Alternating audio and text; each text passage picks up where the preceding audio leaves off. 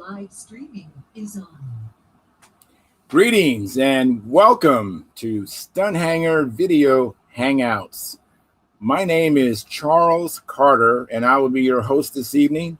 And I want to extend to you my gratitude for watching Stunt Hangar Video Hangouts. If you are watching this as a replay, I want you to know that I host these YouTube live streams every Monday and Friday evening starting at 6:45 p.m. Pacific Standard Time. So please make a note of this so you can watch or be part of the live stream. Plus, we have an after party following the live stream, which is sometimes better than the live stream portion. You must be a registered Stunt Hangar Forum member to find the link to be able to attend the after party. Here at Stunt Hangar Video Hangouts, we talk about building and flying model airplanes, sport flying, competition flying, and what you've been doing lately. To join our conversation, if you are already a Stunt Hangar Forum member, you can find the link if you scroll down to the section called At the Bench. Now, if you're not a member, please register at stunthangar.com/SMF. That's stunthangar.com/SMF. That's Sunset, Mary, and Foxtrot. You must place a space between your real first and last name when you register. You must also use a valid email address or Sparky. The proprietor of Stunt Hangar will not approve you. Now, if you're inclined to not come in and just enjoy watching us on YouTube, wonderful, fantastic. Please enter your questions or state your comment in the chat box, and I'll do my best to make your comments or your questions available to our illustrious panel. Now, understand, sometimes I can't get a word in myself, so please be patient. I will ask our illustrious panel your question or state your comment. Now, if you find the Stunt Hangar Video Hangouts or the many building videos that Sparky does on this platform informative and enjoyable, please give us a thumbs up, subscribe, and share the videos. Now, when you subscribe, hit the all notifications to ring the bell so that whenever myself or Sparky comes on board, you'll be notified. Now, that helps the channel grow by subscribing, sharing, and also commenting. But please also consider joining our YouTube memberships, which start at $4.99 a month, which is less than 17 cents a day. And your support helps offset some of the expenses of running Stunt Hangar. Now, with your memberships, you'll get special badges on YouTube chat, and you also get unlimited replay of member-only videos. And once a month, Sparky has a question and answer show for members only. Now, I'm actually a member myself, so I'm not asking you to do something I don't do myself. I'm a member. I've been a member for a long time. There was a time when my card changed and ended up rejoining. So, this is important to me, and hopefully it's important to you. You can also use the Super Chat, which is located at the bottom of the chat box, to make your donations. I want to thank you for your past, your present, and future support. You are making it happen. Now, in order to donate through the Super Chat, it has to be done during the live broadcast, either when Sparky does it or when I do it. But I'm doing it every Monday evening and Friday evening at 6:45 p.m. Sparky comes on. It's not a set time, but that Super Chat is only available during the live broadcast. So if you're watching this as a replay and you want to help us out, please make a note of Monday and Fridays at 6:45. You go on the live show, watch it, make your donations, and then you can maybe watch the replay later if it's not a good time. But please do that. Also want to encourage you to keep the conversations family room friendly. In other words, don't use words or do things inappropriately that you wouldn't do around your children or grandchildren. So without any further ado, I'm going to change my attention to another screen, and I'm going to post the link at stunthangar.com so that some people can come in. All right, that's posted. Let me move this thing around. Okay, so we actually have two in the chat already. We have Timothy DeBoard, and he says, Texas Tim checking in from South Houston. Well, thank you, Timothy. I appreciate that. And I see that you are a YouTube member subscriber. So thank you very much, Timothy. And Tom Rammel, he says, Charles, you got my like. Thank you very much, Tom. I appreciate that. Hopefully you'll be able to get in here and come in and enjoy and contribute. And let me go to this other screen here. Let's go on here. Let me move this around. And I have John Miller knocking. Let me allow John in. And alrighty, he's coming in. Is on. Hey, John. How are you, bud? I'm tired. You tired? That was me Monday. Yeah, I just got home last night. Huh? I said, that was me Monday. I don't know if I showed it, but I was exhausted Monday. Were you? You didn't show it. But I've been in orientation all week for the post office. Oh, good. Yeah, I finished that up today and headed home. I got home a couple hours ago. So Well, thank you for even after a long day of listening to people to come on in and submit yourself to listening to more people. yeah, well, it's fun. This is fun listening. The other was interesting listening, but we also had to answer questions and got tested on things. And we had to do simulations to things. It's a lot more than people realize. It's a lot more than I realized. What you have to go through as a postal delivery, but it kind of awes me. I'm in awe a little bit of some of the things that they do. It's amazing. That's what I appreciate. I know that's everyone loves getting their mail, so I do too. So I appreciate. And I'm happy for you to find that. I hope that becomes a very enjoyable and rewarding experience for you. I hope. I think it will be, and I appreciate your good wishes. Absolutely. I really needed the job, and I didn't want to have to sell everything and go into a care center because yes, I'm too active for that. I couldn't. Oh yeah. All right. Yeah. You're still. You're still in good shape mentally. You're definitely there and all that. So yeah, until the point where you actually need to be in that situation, I'd postpone it until it's it's an absolute necessity. I'll be dragged kicking and screaming in there. Yeah. And absolutely. If I'm not kicking and screaming, it'll be because I really should be there. Yes. So anyways, even so you did that today, but have you done anything model airplane related since we last spoke Monday? No, Monday I went to bed. I got up at 3:30 in the morning, got things packed into the car and left here by 4:30. Drove up to Salt Lake, just barely got there in time to start. Actually, I was 15 minutes late. So, So I've been in meetings and that Okay. every day since then. Well, let me share with you. Let me let Gary in. Gary Sinclair, please. All right, first time. Wow. Yeah, amazing. Hey Gary, you got in the first time. I clicked it only one time, so I don't know what's different, but keep it going. Well, Sparky's increased the speed of the server. Oh, I know he increased the capacity. I didn't know that it would increase the speed as well. But hey, Gary, I just see your initials, Gary. I don't see the. Oh, you know what, Gary? You have a low, actually non-operational internet on your end, Gary. Your connection's lost, so you might be having to come back in. But I did my part.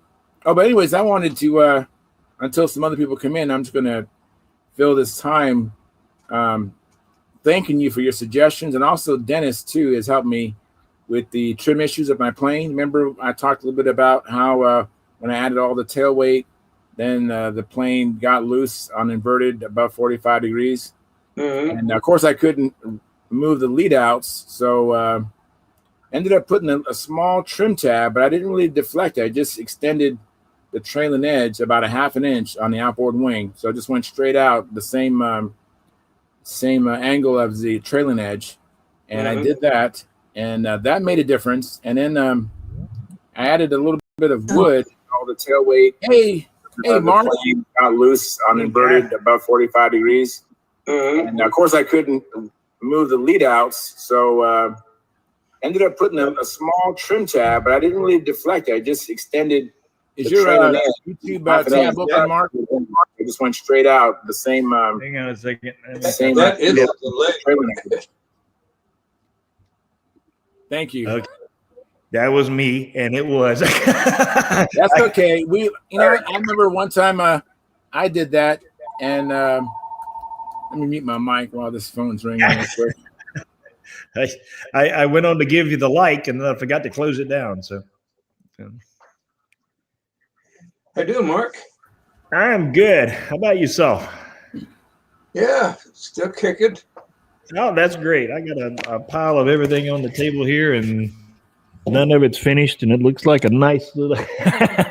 Looks like you're busy. Oh, I'm I got that over on the counter, and I got something on the pool table. So I got projects laying everywhere, and none of them are done.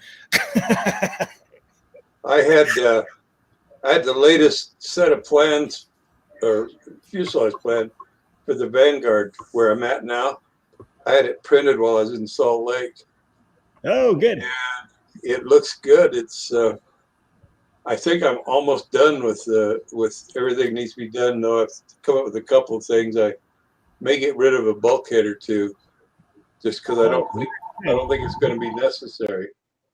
Very good. So, yeah. So anyway, so that's Charles. That's about the only thing I've done model airplane wise. I actually made a visit up to Triple Tree yesterday. I had a really interesting day watching some people fly, and learned a lot of stuff, and met some faces, that from the show here and Stunt Hangar and stuff like that. It was a really good visit. Well, that's good. Yeah. Pretty soon you're going to get to become a real pilot in this venue. I know, right? One day. Yeah. One day. I got a little flying in last week. It's just been so windy, and me being new to the game, I had some wind lessons. That profile knobbler that I put together for my toy, it's big, flat, tall fuselage, and you get a little bit more breath of wind than normal. I don't mind it pulling like the Dickens on the downside. I don't mind that when I go on the upwind side, and then I maybe start a little wing over or something like that, and then that big long belly of line that looks like it that drops down about 4 foot. It's like, well, okay, you need to get that nose that little trim, little outboard trim on it. I have it's got a fair amount of offset and rudder offset. Streaming is on. It's just gusty and windy, and I should have just kept it on the ground. But anyway, I stayed out of the dirt, so I was happy with that. So there you go. Yeah. And then the engine started puking. It looked like it looked like it had a black oil tank from a radial engine, and it ran fine. It's got great compression, but it just looked nasty. So it started to break in finally. I guess and it's the Enya that I've been playing with, and I have to say it was probably the best run I'd had yet. Just beautiful. It starts on like the second or third flip, and it really running strong, and then it looked like it might have had a deep vein thrombosis or something. I don't know. well, how many runs has that had on? Do you know? Between the test stand and it's probably had about 8 or 9. It's still probably breaking in. You're going to be breaking it in all this year. Oh, I'm sure. You know. No, I'm serious. Enyas are known for that. They're very Yeah. well made. They're very I well was gonna made, tell you, and once it's they're broke in, I've got it they last I've got it forever. sitting here. It's just got just wonderful, compression still. Oh It's yeah. just, That thing will still be running. You run it with the right fuel, it'll still be running for your grandkids. God, that's good. Yeah. Oh, I'm serious about that. Yeah, I've got if I can get in here and share a couple of pictures, I want to make sure that there's one airplane that I just couldn't stop looking at. You know, Oh, wow. how I just couldn't stop looking at it, and I won't do a lot of setup on it, just so if you guys get the same wow factor. All right. If I can find it without briefly going through the wrong photo or something. And While you do that, let me catch up on the chat, Mark. Absolutely, buddy. Dennis Adamison, he says, I like this show. Well, thank you, Dennis. And I see you came in. That's fantastic. And a friend of mine, Joe Mata, he says, you got my like. Thank you, Joe. I look forward to us flying again. And then Alexander III, he said, good evening, Charles. And all on here. Greetings from Scotland. Well, thank you, Alexander III. I appreciate you coming into this show. I know I've seen you on the Sparky's builds. I see you quite often there, and that's great. Thank you. I appreciate you showing me some love, or showing us some love as well. So thank you I very wonder much. where Alexander is in Scotland. My family came from Scotland.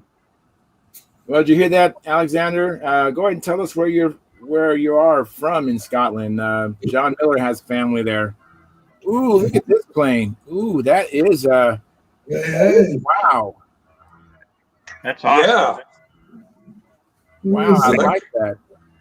I don't remember the gentleman's name, but just very, very nice guy, and it flew really nice. And there's so much detail on this, and I hope he doesn't mind if he sees it in his own hair. Guy, thank you for letting me take the picture. But the '57 Chevy Finn. Yeah, I love that. It has Bel Air. And even the canopy looks like a '57 Bel Air. Exactly. Look at the front end. Yes. And, oh my goodness. Yes. And wow. Now I'm gonna. Can I go to another picture? I don't know if I can do it or not. Let's see. By the way, John, he says I'm just outside of Glasgow. Oh, my family was in Beath Air. Beath in Ayrshire. Look at that plane. That is quite the. I mean, the told guy him, did a really man, nice job tying it together. Yeah, it flew quite well. It looked like so. I'll breeze through a couple more photos. There's a birthday cupcakes. We'll go by those. Let me see. No worries. Oh boy, I love the chart. So that was That cool. looked pretty good. yeah. Wow, that is really neat. I mean, I like Yeah. twins, and I had one twin for a while, and I just couldn't get both IC motors to run exactly the same, and it was just so frustrating. But when it did run, boy, there was nothing like twin prop blast over your wing. Right. No, And this was a fact. This was a Blue Max, Oh, cool! I'm going to build one of those. I have a, but I it have was the wings for it. carbon. The Wow. whole thing carbon. Very, very impressive. So I imagine it was pretty light. Did you get a chance to pick it up? No, I mean it was the first run. It was like a maiden voyage for it. So the gentleman was from Louisiana, and again, don't recall the name, but it looked like it was flying well after a little bit of adjustments, and of course, there's Dave's. One of Dave's design. That's nice looking too. Yeah, Well, I like this. a dreadnought. Oh, I like that. Very nice. And there's a chipmunk. Well, there we go. I was flying a chipmunk, or kind of a chipmunk today. Yeah, that's right. You got that. And honestly, I don't know what that is. It's like an SV11 or SV something. No, it says Excel on the wing. Yeah, It's SV something. SV something. No, I don't know. No, SV something. Right. That looks like a dove. That's not a Formula S. Yes, Formula S, exactly. Yeah. And the ballerina. Wow. Man, those are all nice planes. Yeah, it was actually what a nice visit. I'm gonna let me. I think I'll stop sharing for a minute. I do have a couple. There is some more pictures here, but Go ahead. I mean, I love pictures. Yeah. Yeah. Again, I went back to there. I'm like, yeah, I can't stop looking at it. Yeah, and well, that's going to be one of your future builds, obviously. And you know what? I didn't notice that the nacelles had a contour. One second, guys. I got an Okay. emergency call here. Hey, boss. That was me a few minutes ago. I understand. My phone was ringing. Yeah, I'm gonna call. I'll run out there in a second. Want to run over there in a minute? Oh, okay. Yeah, give me like 5 minutes. Okay. Sorry, guys. That's okay. I gotta go. You gotta go. I understand that. Gotta go take a quick helicopter flight. So, all righty. But I can get through these. Okay. Like I was saying, Mark, I didn't realize that the nacelles had a contour to them. From the other side, it's sort of flat, and the other side is round. I didn't realize that till this shot. Yeah. It's and is that a Tudor? That's a Tudor. I think. Looks like one. Yeah. It's either a Tudor or a profile Nobler. It doesn't look like the Nobler, because I've got the Nobler, and the tail is not quite different than the Nobler tail, but not sure. Now this was that's pretty. He called it the Matrix, and if you can zoom in, and it's got all the little Matrix symbol and the. Wow, that is cool. That plane's been around for a while, if I remember correctly. It has Derek Barry's. It is Derek Barry's, yes, and yeah. Okay. Ooh, that's nice too. The Jack Sheik Stockwolf. There you go. And then that was a very, very nice profile. Is that Tim Stagg? It is Tim Staggs, yes. I don't know what he looks like, but I know his airplanes. I was fixing to say, and the only reason I knew it was Tim Staggs is when you said the name, it connected with the airplane. No, it's a funny thing. He had that at Brodak a couple of times, and it's a drop dead gorgeous airplane.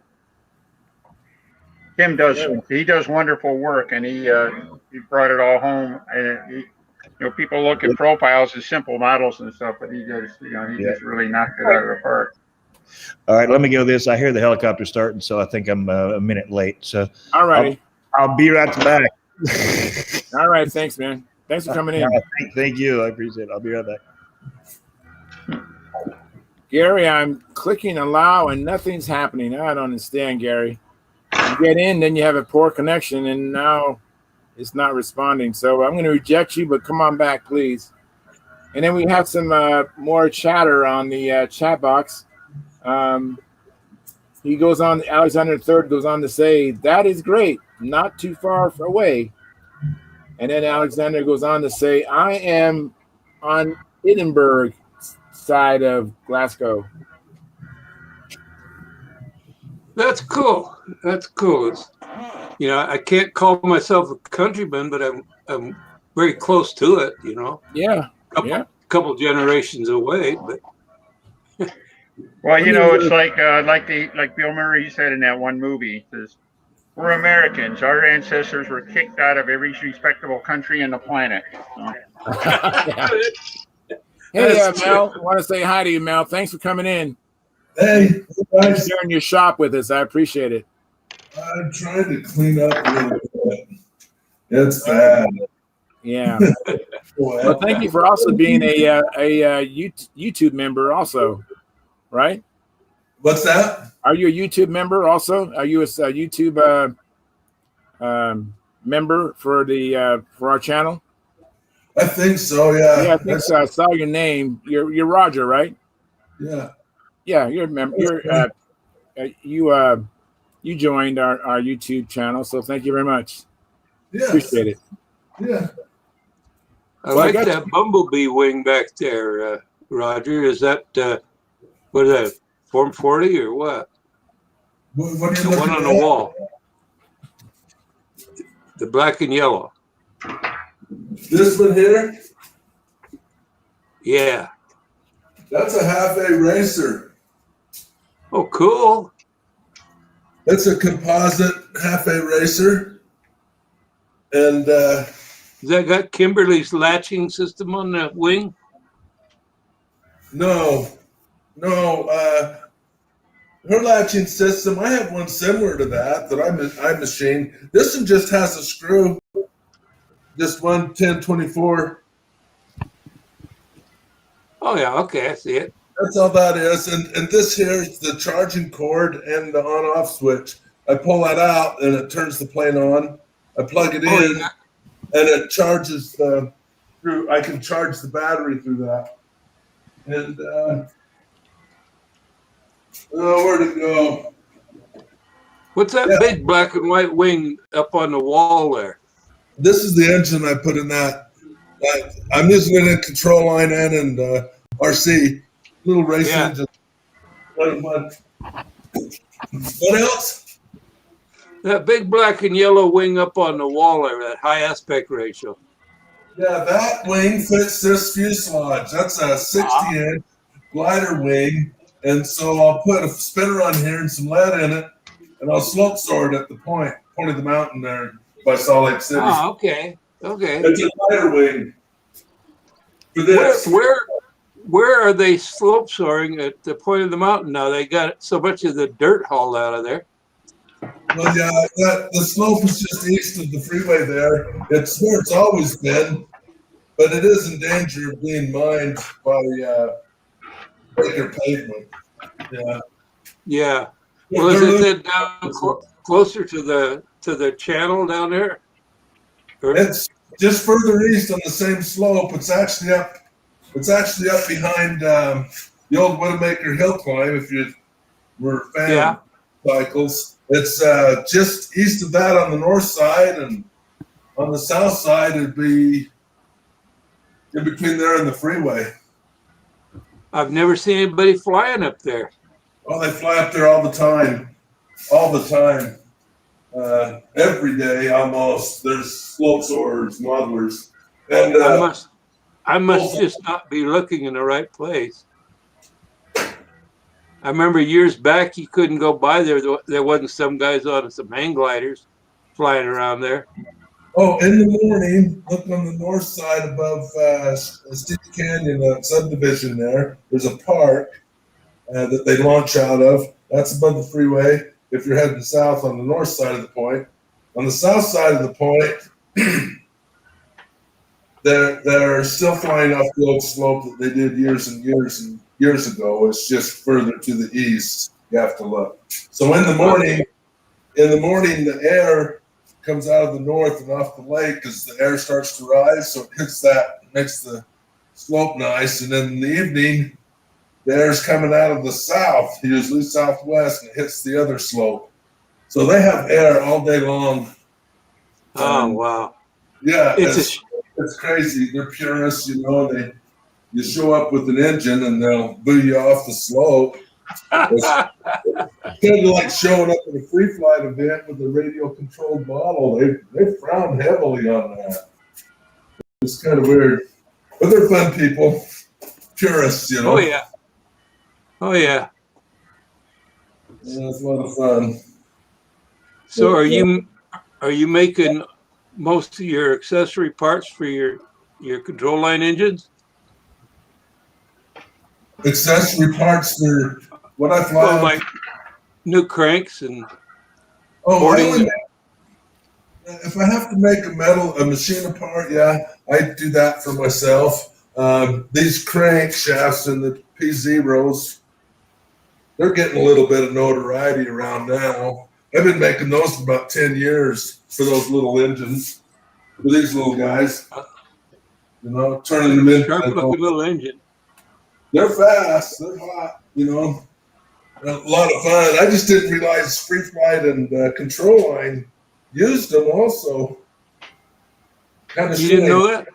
I did not know that. I honestly didn't know that until about 2 years ago. And I decided to go to a Control Line event. That was the Northwest up there, and saw the control lines. First time in my life. And then went to a Free Flight contest. Been to 2 of those and 2 Control Line combat contests now. And interested in the engines for the combat and the Free Flight. And I want to do it all, but can't afford it all. So I know the feeling. yeah. So I don't know. I'm just cleaning off the bench to build something else. So I was going to build a little rubber powered ship, and then I've got a Control Line plane I want to build. It's I got 2 of them. What's that? I was just going to ask you what plane you want to build for Control Line. It's a kit, and I was just looking for it. Damn it. Oh, here it is. Yeah, it's a Yak 9. I had one when I was a teenager. Ah, Sterling Yak 9? I had one of these when I was a teenager. Yeah, we used to use those when I was a teenager. Yeah, and I'm going to put that OS 35 on it. That'd be great. Just make sure, one problem that Sterling had on that is their dies weren't always straight. Oh, and no so, doubt. Yeah. So watch your incidence between the thrust line and the wings cord line. Yeah. Okay. For sure. Because some of them don't turn well one way and they turn like gangbusters the other. And it's because the incidence is off. Okay, I'll pay attention to that. Well, I'm new to all that. I can't remember anything from Control Line when I was a kid, other than the combat planes were fun. And I don't think I could do it now. That stuff's combat. You have to get a couple of us old geezers out there, you know. Help train me. Mike's kid there. Mike's pretty decent combat flyer, and Mike's kid's beating him already. Kid's what, 11 years old now? I went and bought one of these to goof off with. It's oh yeah, Russian. I recognize that. Yeah, and I was gonna just put something on it, just have some fun. Yeah, I have the same exact plane in my garage. Not my garage, but my patio. I have one of those. There's the sticker in it. Yeah, I have one just like that. Good flying plane. Yeah, so I was thinking of putting like a 25 on it, and seeing if I can still do it. This cheap. They get these for like $60, really, when you get like 10 at a time or whatever. They're amazingly built. So I can't see a cheap way of getting back into the hobby. You know? Pretty cool. You're gonna have fun with that. Yeah. What's Danny got here? Looks like one of those, hey Mel? Yep. Yeah, just like that. Just like that. Yeah. Just like that. Same condition too. No motor mount, no engine. Well, I'm making motor mounts right now. Oh, very cool. Yeah. Yeah. You were making motor mounts last week too. Yeah, well, I got to make 10 sets. Actually, I need 20 sets, but I'm just making 10. Wow. Same mounts for everything? Do you have a mill? No. Oh, bummer. No. I just bought pretty close to the right size aluminum bar stock from McMaster Car. Yeah. 3/8 by quarter or whatever. Yeah, and then just put it on the bandsaw to recess it because the motor mount spacing wasn't exactly what I needed. So I had to recess them a little bit. The nose block was a little too wide.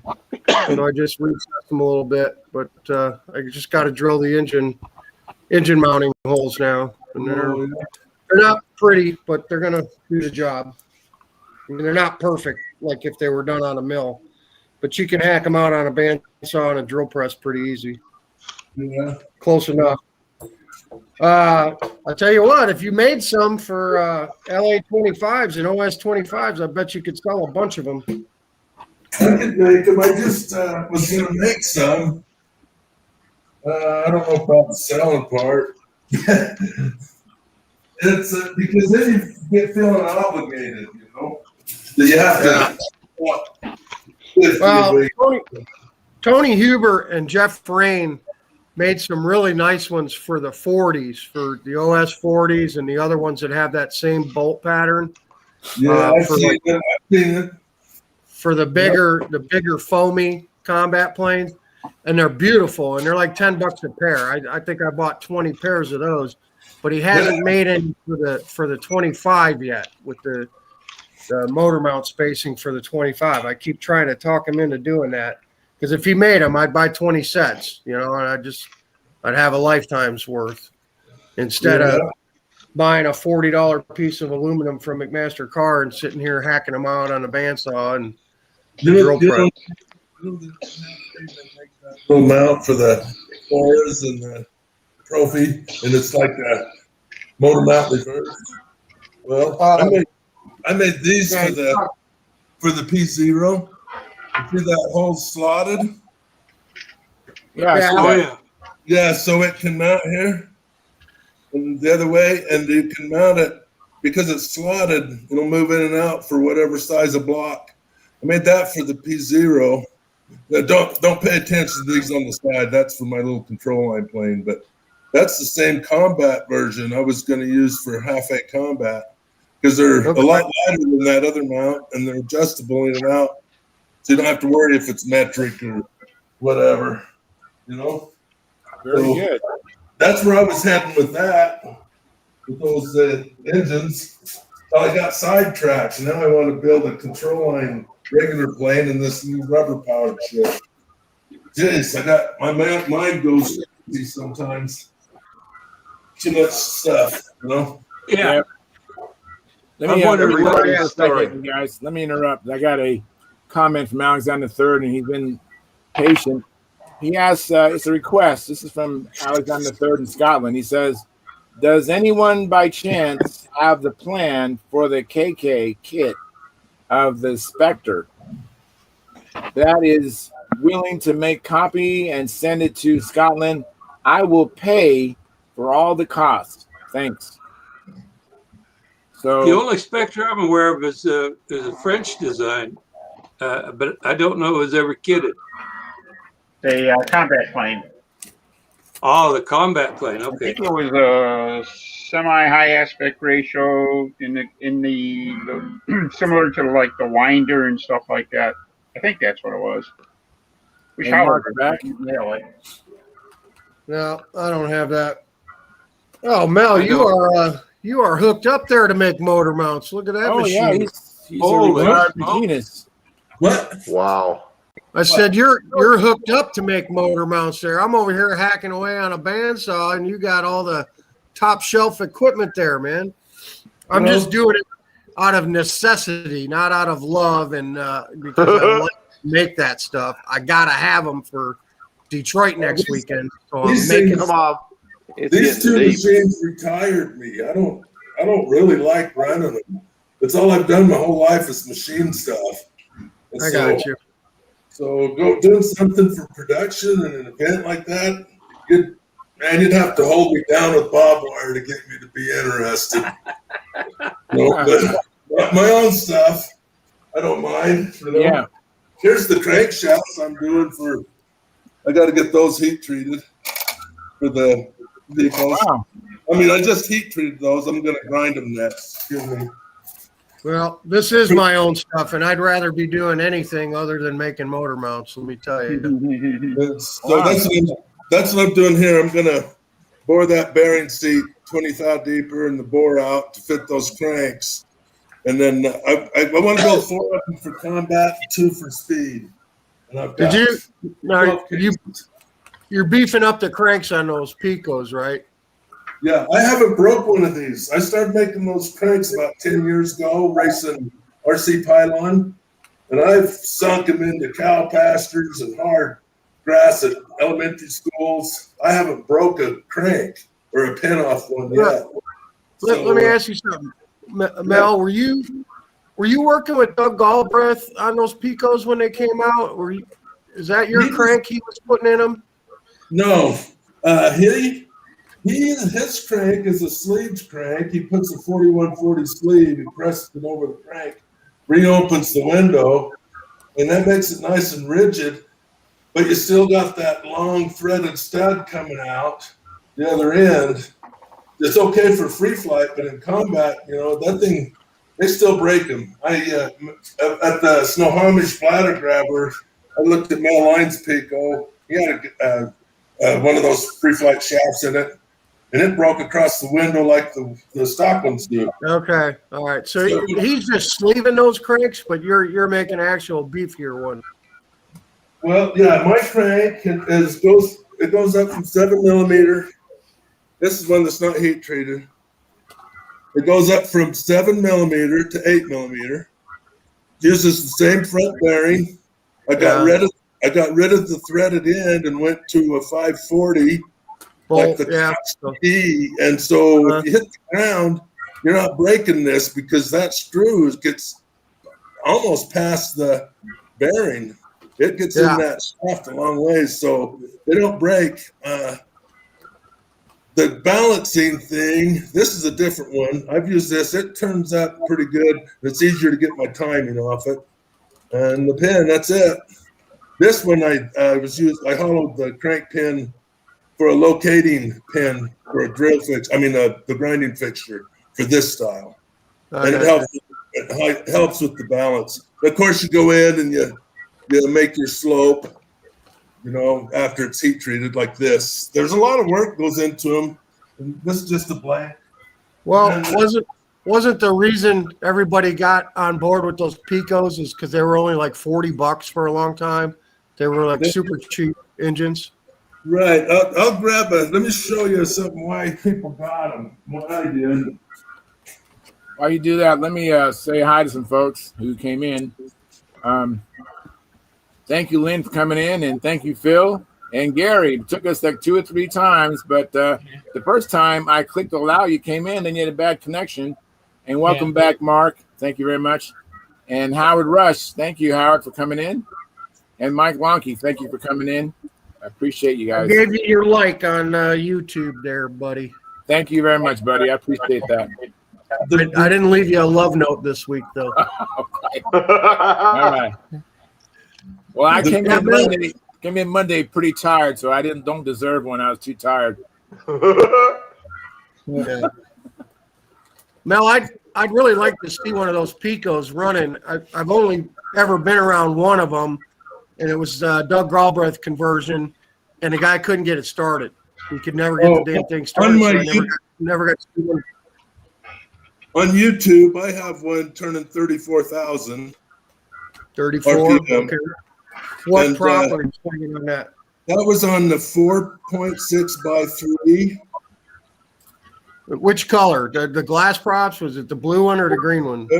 That's the glass one. The one that I have here, I don't have a video of it. It turns 34.5 on the glass blue at 5,100 feet on 10% fuel. These ones for combat, I set these up for 25%. This is why people wanted that engine. It's this piston sleeve for a half A. They're perfect. I think they are. The oil design for the bottom, they're ABC. The exhaust port covers more than a third of the circumference of the cylinder. They're angled at the top so they release. It relieves room in the bottom at the exhaust port so you don't get sub-piston induction. The angle of the boost port is incredibly critical. That's why these things go so damn fast. And in a buggy engine, the problem is they can be kind of heavy. So this is what you're looking for when you buy that engine, is just that. They're worth the $35 for that.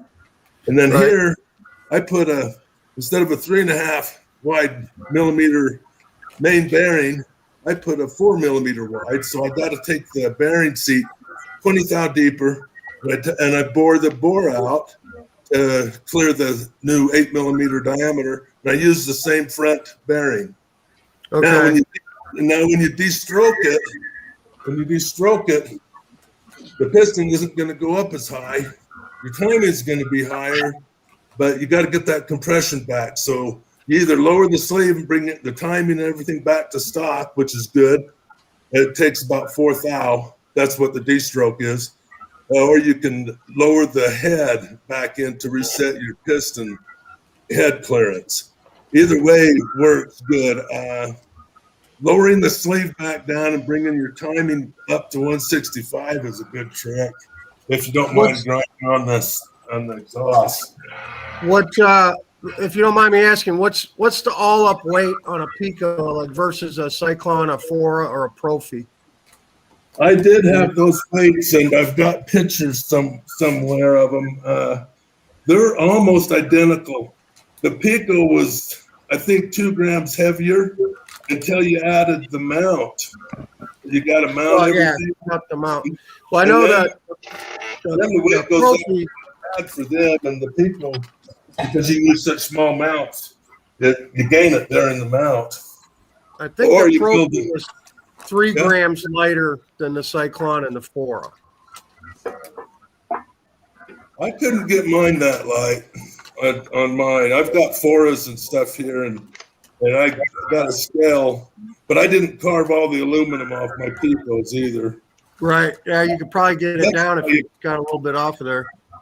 That's why you buy them, is how those ports are angled. It's really important how that fluid gets on top of that piston. That stuff, for a half A, this thing's incredible on how they route the fuel. Well, and they're not $200 like a Fora or a Profi is. They are when you get done with them. Well, I guess by the time you get done. Yeah. But I'd really like to see one flying on a half A combat plane and see how they stack up. I took them down to Vegas, and I was hoping one of those guys would fly them for me. Just a couple engines. I wanted to see if they could break the crank. I was serious, and nobody would fly it for me. Send them to me. I'll break them for you. Yeah, but I wanted real-time research, though. I got it. And so I set one up to run 25%, and it was turning about 35K down there on the green. What are they? They're 4 inches. The greens are 125 millimeter. The blues are 118 millimeter. Well, this was the green with the 2.5 pitch, and they were screaming on that. And, I got to throw 35% at my Profis to get them to go 35,000 on the blue prop, on the smaller prop. Getting that blue prop up to 35 is an incredible feat, I think. If you're doing that, you're doing well. No, all my Profis run 33.5 to 35,000, no problem, on 35% with the blue prop. Now they don't like the green props. They won't swing. The Profis won't swing the brig props. It bogs them down too much. That's why I got to run a little blue one, which is not optimal in combat. You don't have much cutting disc as it is, and when you shorten that prop up, it gives you even less. I hear you. I hear that. But I just mounted 2 Cyclones today on some airplanes. I got to break them in this weekend. I got 2 brand new Cyclones from Marshall's estate, the 051s. Well, anyway, that's what I'm trying to do tonight. Get cleaned up, so I've got to bore a couple cases, and I keep misplacing it. All right. Well, let me catch up on the Talk chat about box, half-A combat engine. You know what? I thought it was very interesting. And Daryl Works says, hello from Central Canada. I flew some 049s control line airplanes today. Hey, good for you, Daryl. I haven't flown an 049 in a long time, but I remember having a lot of fun when I was a kid flying 049s. And it looks like Lynn's back. I think he turned off his camera so he can maintain his connection. And oh, you guys, before this month's end, I want to shine for a little bit. This is produced by Gary Sinclair, and this is the month of May. And yours truly is this month. We have 15 days left. But Gary Sinclair does this for us. And so if you're interested in the next year's calendar, collect some pictures of you and your plane or your plane. And I have to give you Gary's, see how we're going to do that. So Gary can get a hold of him and maybe produce the calendar for next year. But he does a great job. This is that picture was me holding Sparky's plane. This was not my plane. This is Sparky's plane. Is Junar XL that I flew at the Nats, and so that was a great job. Hey, now that we have 10 of us in here, I want to tell you a little bit about my experience. I've been flying this Chipmunk, and I was telling Dennis. Is Dennis here? Yeah. And I was telling Dennis and John during the after party. That's what I'm saying. Sometimes the after party is better than the live show. But I asked during the after party what was the problem. I have a Chipmunk, and it was flying okay, but I wanted to reduce the size of the maneuvers, so I started adding tail weight. And then when I got the plane to be more responsive, then it did some anomaly where when I went inverted above 45 degrees, the lines would get slack. And these two gentlemen suggested that I put I know I spoke to you, Dennis, personally, and Dennis, I think John said the same thing or similar, but Dennis, you told me to put a trim tab on the outboard wingtip, just about a half inch beyond the trailing edge. I did that. I didn't even put a deflection on it. Just went straight off the trailing edge and just continued that angle about a half inch beyond the normal trailing edge, and then it was better. But of course, I always want more. I'm greedy.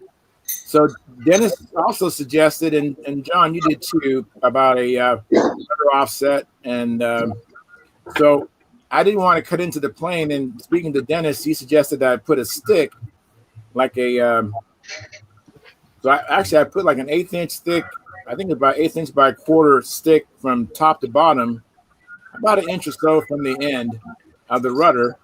And I just used some double-sided tape and put it on. I just wanted to see if it make a difference. And it was a little bit better. And of course, again, I'm greedy. I want more. So I had brought another stick. So I taped the second stick on top of the old stick, taped that down. And with the tape, I kind of made it smooth transition. Flew it, and then I had even greater line tension flying level. And of course, when I go inverted at 45 degrees, the plane didn't free flight.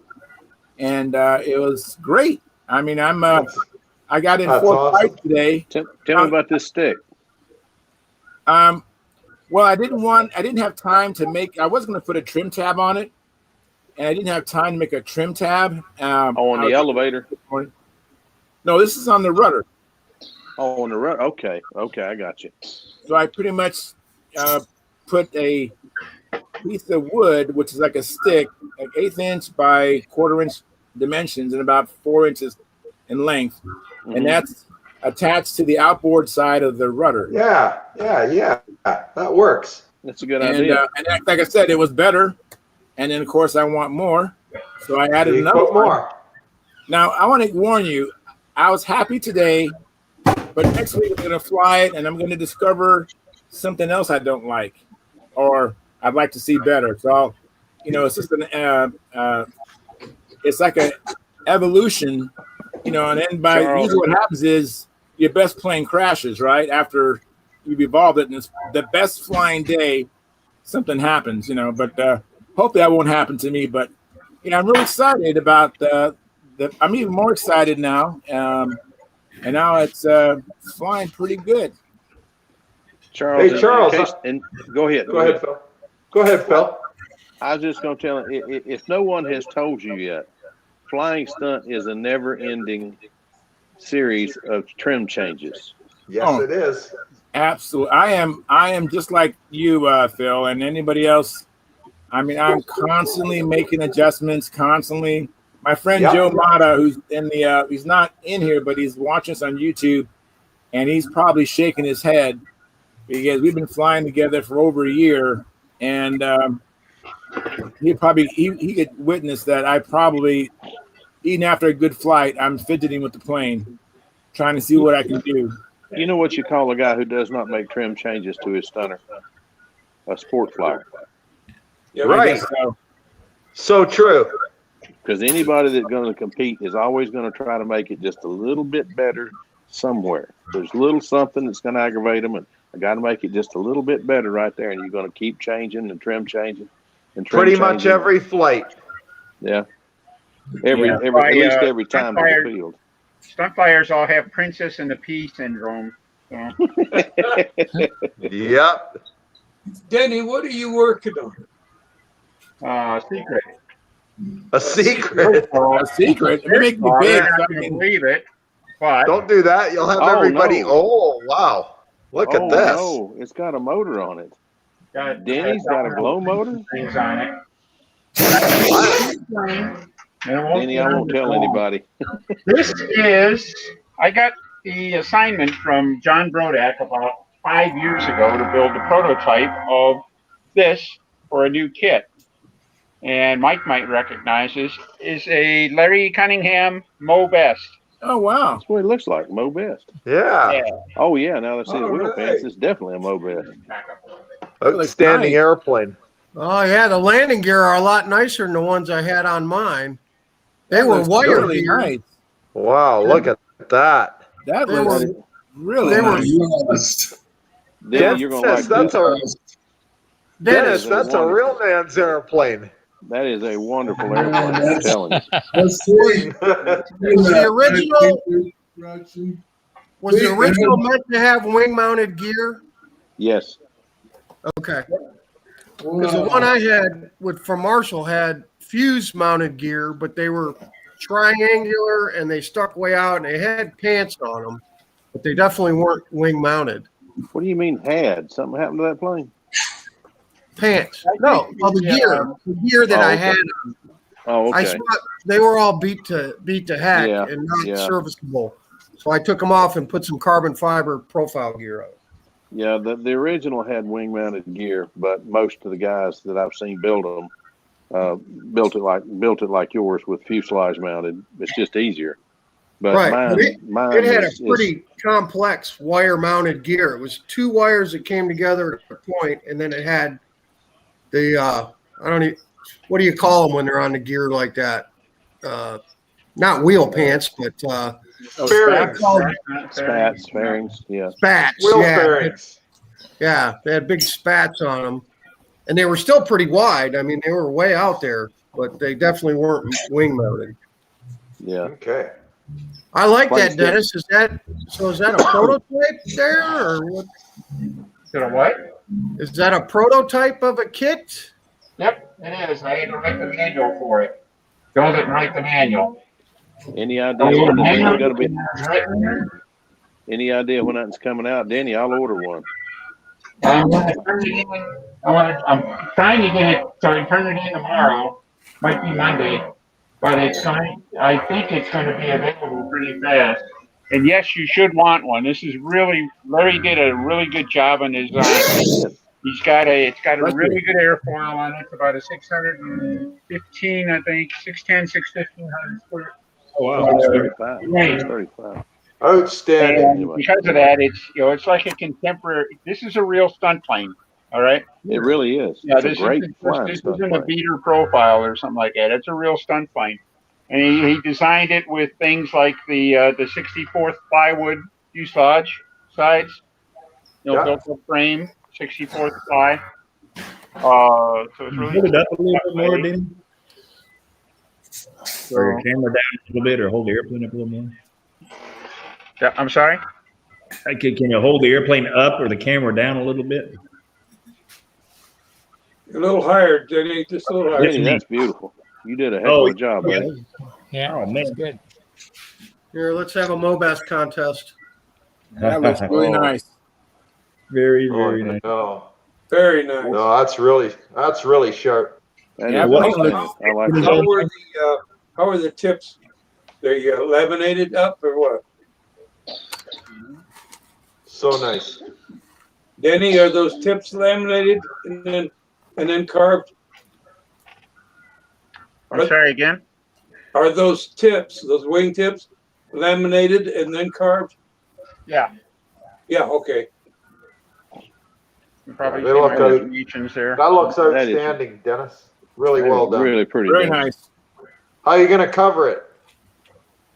It's going to be money coated. I think I'm going to money coat the flying surfaces. I'm still debating. I might paint the fuselage. I don't blame you. That's what I'd do. Yeah. It makes it last longer. It's because I've been monocoating everything, and on a profile, it's kind of a pain normally. But this thing, Yeah. with the cheek on it and everything like that, I don't think it would be too bad to cover it. No, it'll look I'm amazing. not sure that monocoat on plywood is always a happy marriage either. No, not so good. If you put that Yeah, stick so, fit on there, the whole rear, but that's another reason to paint it.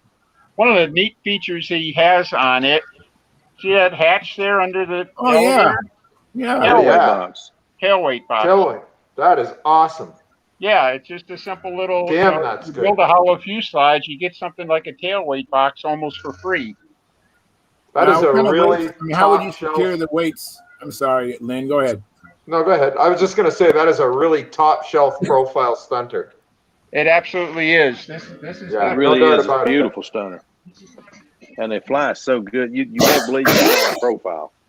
And it's That's going to be a outstanding. couple of years before it's good for the Soldier 30. But I've been in contact with Germany, one of Stunthangar members, Germany, Robert Compton.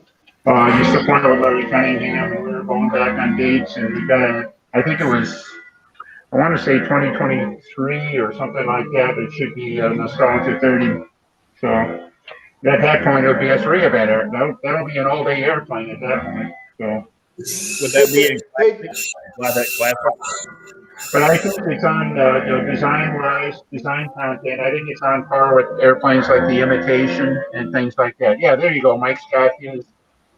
Yeah, Yeah. I just what you were showing yours. I know you guys have seen this already, but this is Marshall Busby's MoBest that I refurbished, and this one is monocoated and painted fuselage, which I think is the way to go, man.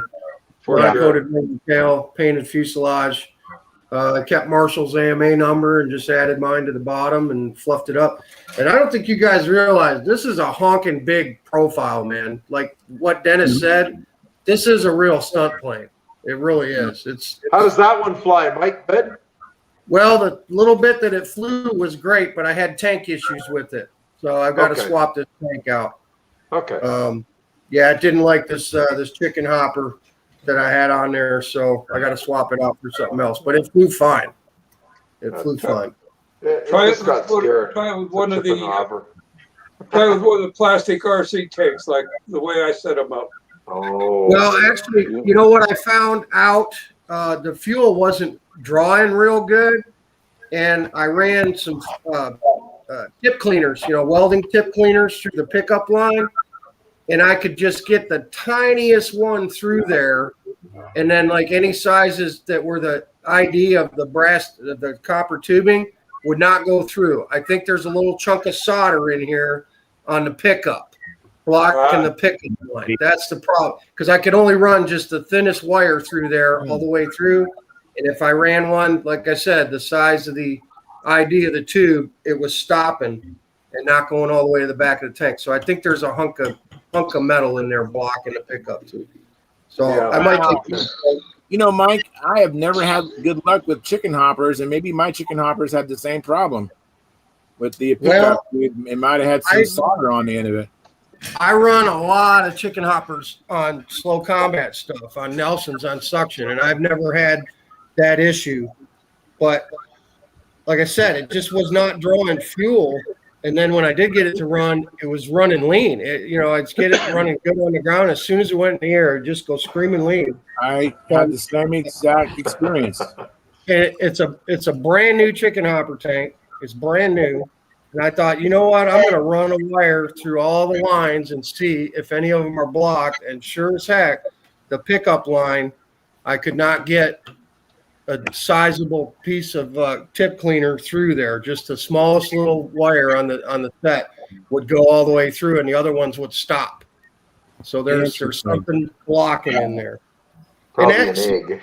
And that's totally feasible that they could have got some goo in there, because I don't know if they put this tube in before and then soldered the chicken hopper on.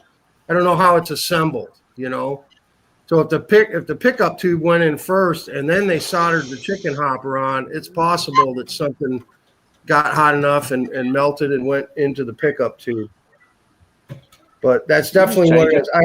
I have no doubt when I change the tank, it'll be just fine. Just change that tube, Mike. All you need is a piece of brass. Just change that piece of tube. Well, yeah, I could do that too. Yeah, I don't like soldering, man. I'm more of a just put another tank on it, write bad on this tank, and put it in the box. That's send it to me. I'll fix it for you. That's a shame throwing them tanks away. Well, no, I wouldn't throw it away. I've got other tanks I can put on it. It's just one of them things I'd rather grab something else off the shelf and do it. If it comes down to it, I'll take it apart and do it if I absolutely have to have it. But okay, I finally broke down and bought a micro torch. It just makes that job so easy. Very good. Let me make a comment out here. I haven't got any feedback for Alexander III's request. Alexander III is asking, does anybody out there, so if you're watching this as a replay and you do have plans for the KK kit of the Spectre, Alexander III would be willing to pay all the expenses if you would send him a copy. So if you watch this as a replay, put a comment in the comment section, and let me see, what would you need to do? I'm going to check out. And I will communicate with you. Maybe we can get some information back to Alexander III. So anyways, we wasn't getting any feedback, Alexander. I don't know if anyone has it or not. So maybe someone does not have it, and they would be willing to make a copy, but they just don't have one to copy for you. I don't have it, but I don't have it. I don't fly combat, but I will be having lunch tomorrow with Wayne Foster. And Wayne is a big combat guy. He may have it. I will ask him tomorrow. Wayne has just lost his wife this past week to cancer, and he's wanting to get out. Is that a Kyle Craft? Is that what he's saying? Custom Kyle Craft? KK, yeah, Kyle Craft. Yeah. Yeah, not custom craftsmanship. No, it's not custom craftsman. They just made metal parts. I was trying to think of something, trying to say one thing, something else came out. Now, is it Spectre, SPECTER? TOR. OR. OR? Is he sure? Because I found Spectre with an ER. Alexander, if you need correction, please correct it, because Mike Lonke sees one that's spelled with an ER. He was looking for the Dumas kit, wasn't he? No, it's a KK kit. No, Kyle Craft. Okay. It's a British kit. All right, I'll back it off. I thought he was looking for the Spectrum from Dumas. No. So there's one other opportunity might be to post something on the Stunt Hangar in a classified ad, want to buy, something like that. If he has it accessible to the Stunt Hangar, to the classified forum, or even the main forum. Well, is he still out there, Charles? I'll share what I found. Yeah, he's still out there. I mean, I can't tell if he's breathing or not, but I just see his name. There's no timestamp, but it's a while ago. I got you. Well, there's the only Spectre on Outer Zone, and it is a combat plane.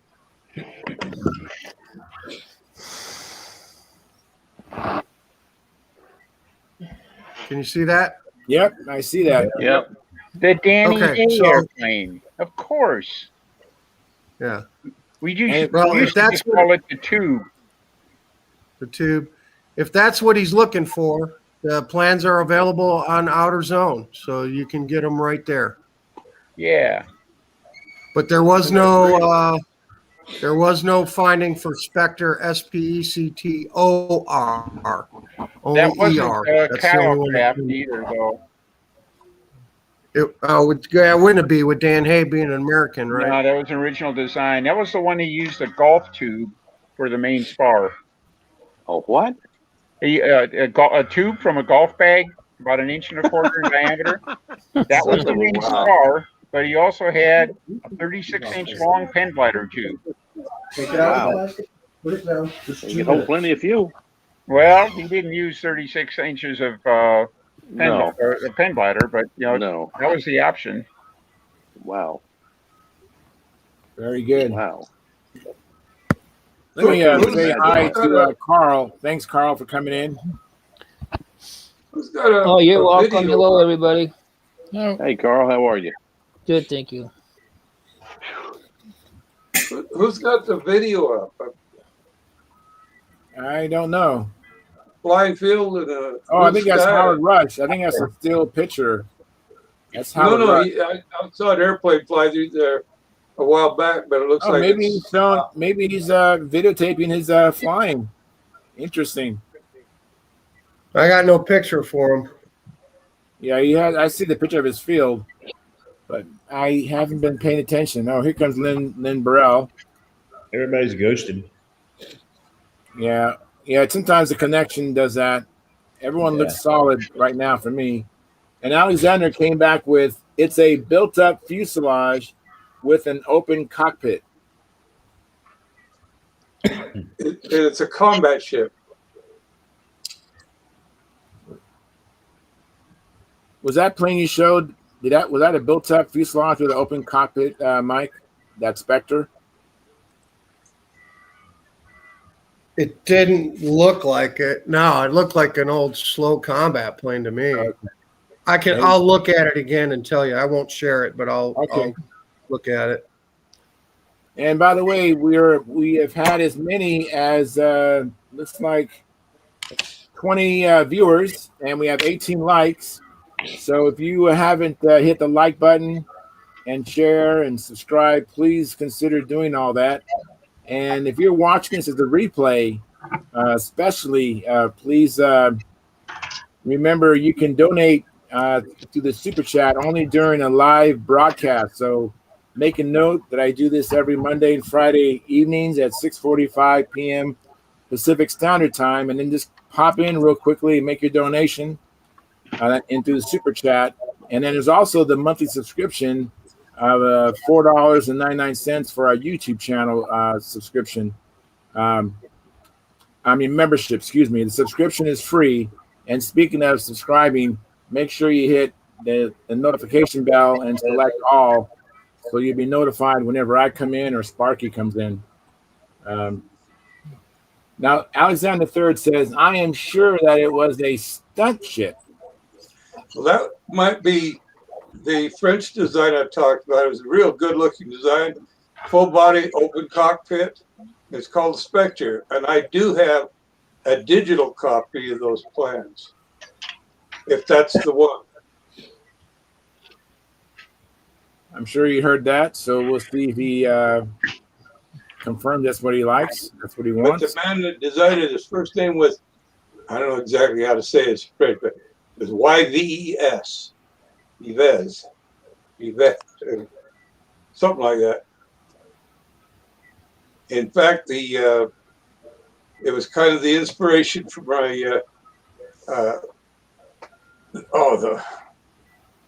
the plane that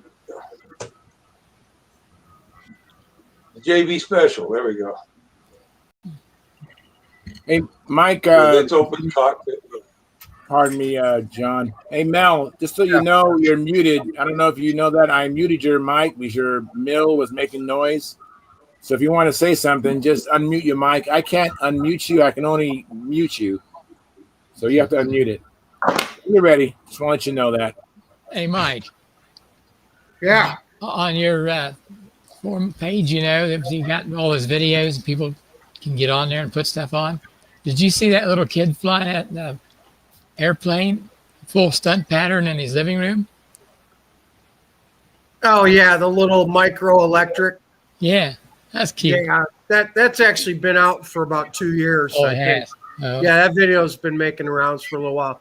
So this guy took a little 3D RC airplane, very small, you know, flat wing, foamy, electric, and he's flying it on about 6 or maybe 7 foot lines in his house, in his living room. But he flies the whole pattern, the whole FTB pattern with this thing. Wow. Impressive living room. It's stalling a lot. It's pretty janky, you know, but he's doing it inside his house, and he flies everything with it. That's cool. It's one of them kind of, you know, flat profile RC planes you see as a gymnasium flyer, you know, where they can do real sharp stuff and do all that. It's an indoor 3D plane. It's an indoor 3D plane, very small. But he's hooked it up with a bell crank and a handle, and he flies the pattern in about a 10-foot radius, 10 or 12-foot radius. That's pretty good. Yeah. I saw a video on Stunt Hangar of some crazy Texan and some wild-eyed combat flyer flying little hand-launched balsa biplanes, doing the loop and a glide. Was anybody get to see that? Oh, you didn't see that on Stunt Hangar. You saw that on my page, my personal page. Oh yeah. Yeah. It was pretty cool. Little plane was made out of what kind of seeds were those? I'll go get them in a minute. Yeah, I'll go get them in a minute and show them to you. Hey, Anyway, Charles. Yeah. I flew a chipmunk today too. All right. Yeah, I finished the rebuild on that one I had that I was rebuilding. I got it all done, and I test flew it today. It flew amazing. What engine do you have on yours? Double Star 40 Classic. Oh, nice. It's a Banlieue chipmunk, and it flies outstanding. Absolutely, I was shocked. Yeah, I'm really digging mine. Now I told Dennis, I'm loving it. and that mine might not be an authentic chipmunk. Okay. But I think it was just scratch built, and so it might not be exactly, you know, true to form. But I really enjoy flying it. And right now, it's the best flying plane I have right now. My red Strega is out of commission, and my other planes have other issues. So, of all my fleet, I only have the Chipmunk to really do the stunt patterns with. Okay. So well, that's a good airplane to do. That's a month away, Charles. I'm not going to make the Nats this year, and I'm not going back to the Nats until I come back with my own plane that I built to get appearance points. All right. And I'll be right with you, Mike. I saw that you want to say something, but Alexander III responded, and I think this is to you, John. He says, I would be very interested in the French design. Okay, what I'll do, we'll have to rig up somewhere. I've got to go through my files and find it. And why don't I do this? I believe it's in a PDF, which means I can actually email it directly to him, and he could take it to his local large print shop. Usually it's someplace that deals with civil engineers and architects can print it out for you. And so it really reduces the cost, you know, and don't worry, there'll be, if it could work, there'll be no cost that you have to worry about. It's just the cost of getting it printed on your end. So I'll see, I'll go through my files. I know I have it. And then we'll get back here on Monday. And I should have all of that. We'll get the information on your email and that, and we can just get it out. And Alexander III, if you're on, I'm assuming you're a member of Stunt Hangar. If you are, you can PM through Stunt Hangar, John Miller, and you guys can hook up that way. So that's just one option. If you are a Stunt Hangar member, you can do it that way.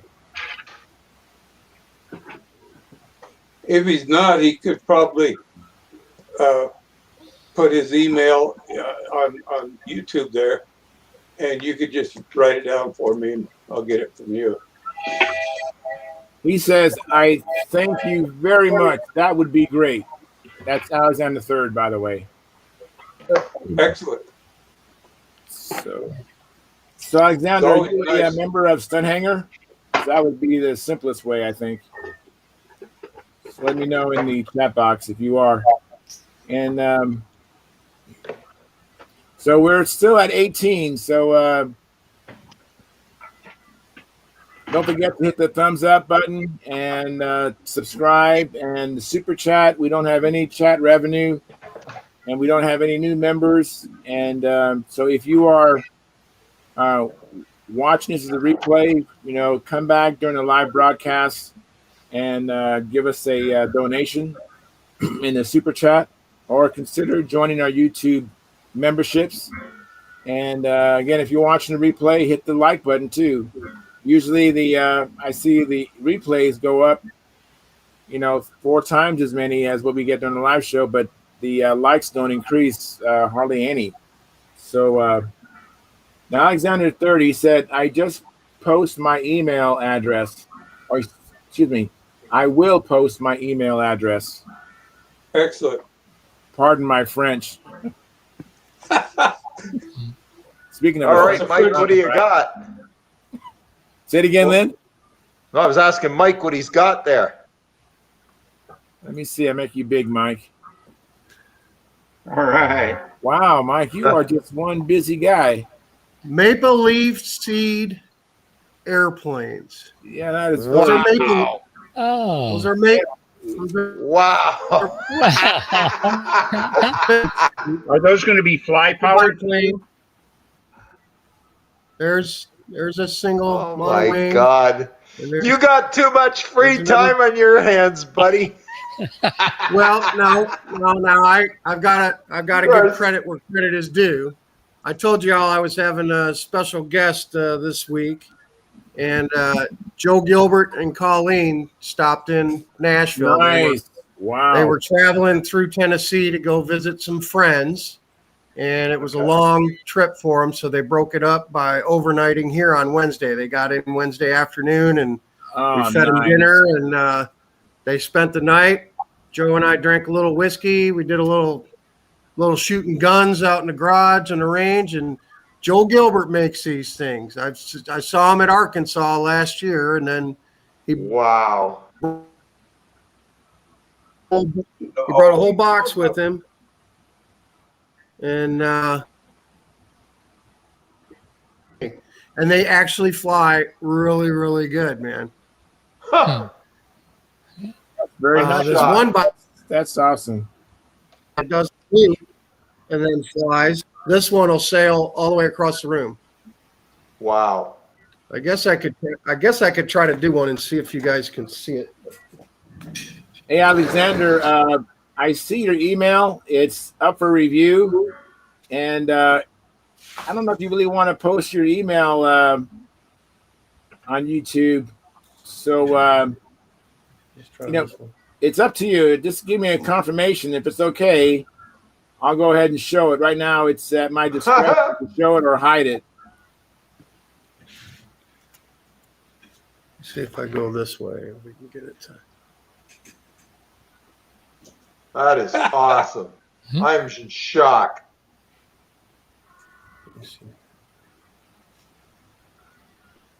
All right. Hey, that was a pretty good loop. Better than some of the loops I do. I know, it's like it was actually round. It wasn't an oval or Can't make a stunt biplane. loop. Hey, we need a break here. Can I take over the screen for just a second? Go ahead. Yeah, go ahead. Go ahead, Dennis. All right. Where is it? I have to bring that up. And All right, Dennis. Here. I don't know if I'm sharing yet, but Not yet. You know what? I could have just wrote the There we go. email down. Let me just. This is a Keelcraft Spectre. That's the one. Wow. Is it on? That's a cute little See if airplane. Yeah. see if the designer on that is the first name is YVES. Let's see. I have to figure out how to expand this. There we go. What did I do here? Alexander, let me see. You know, Alexander, I will just I made a All right. mistake, Alexander. I inadvertently deleted it, Alexander. So go ahead and repost your email address, but I won't show it. I'll just write it down, and then I will share it with John Miller. So go ahead and do that, please, Alexander. I must have hit the wrong key. Hey, All right. Dennis, I got it, but the plan's so big I can't see anything except for just one little bit of it. Yeah, I was trying to, Oh, there we are. I got it. I got it. I thought there was an That's area awesome. with the designer, the name That of is the design on it, cool. they can't seem to get there. Yeah, I That's don't a see cool the airplane. designer's name on there. There we go. Designed and traced by Dave Platt. Oh, yeah. You found this Spectre, huh? Yeah, it's awesome. Nice looking airplane too. Well, that looks almost like the same thing as the French one. But that is Look the at the- Keelcraft. That's what he was looking for. Get rid of that big tail wheel. Yeah, it's a 1-inch tail wheel, which actually looks pretty big, doesn't it? Is It that looks a huge. 0.49? That's like a 15, right? Yeah. Wow. Hey It's guys, a really cute little airplane. That's cool. That's an area that we don't have any visibility on. As I know in Europe, they built a lot of airplanes for the 2.5 cc diesels, combat planes, stunt planes, and everything like that. There's a ton of designs out there. And to us on this side of the pond, I mean, they're nothing. We don't know anything about them. So, it looks like it's good content in it. We get He has his earbuds on, so yeah. hey, short story if I can cut in. Hang on, Walter. Hang on one second. Okay. Okay. Well, Anyhow, Don't take that away. too late. Well, I'll still dig out the French design, and maybe between you can send him that one, and I'll send him the French design, and he can build what he likes because they look almost identical. But I think the French design is a little bit bigger than that one. Hey, Walter. So, Hey, how you doing, guys? Go ahead, Good. Walter. Come in and he Go changes ahead. shoes. On that Spectra by Dave Platt, Yeah. short history if you want to. Very short history. Dave Platt put this original model up for sale, and a friend of mine purchased it. I was tasked to pick them up for him, and I did. And I put him in my storage unit when I lived in Florida. And sadly, someone broke in, destroyed this airplane, and destroyed Dave Platt's Machi Castoli that I was tasked, like I said, to pick up for the guy. And this thing here was absolutely gorgeous. Okay.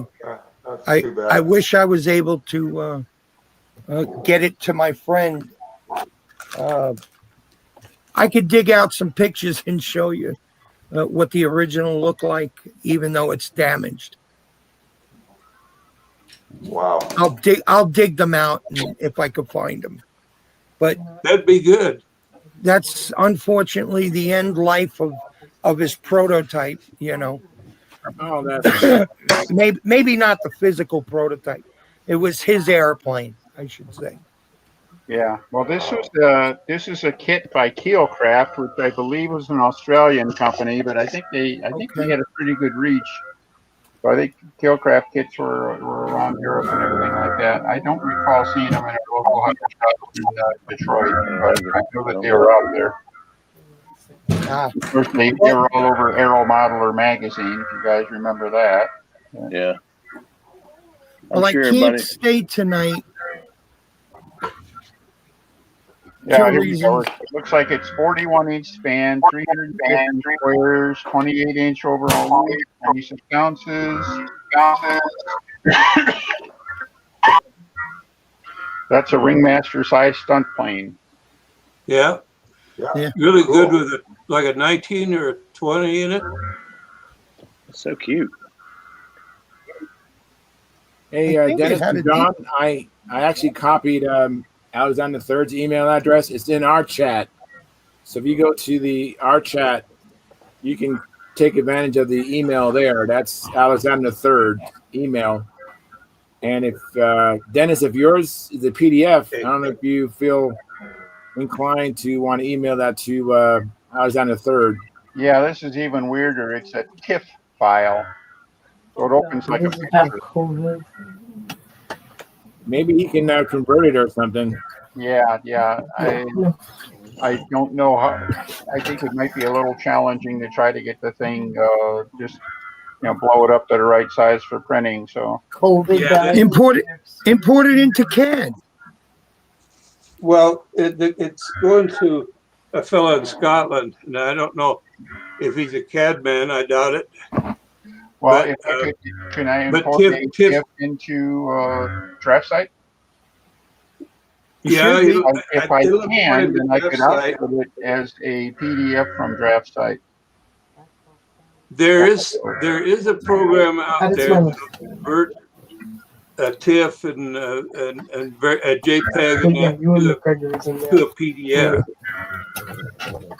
But I don't have that program. Looks like Walter knows how to do it, so I'll send it to him. Actually, watch it.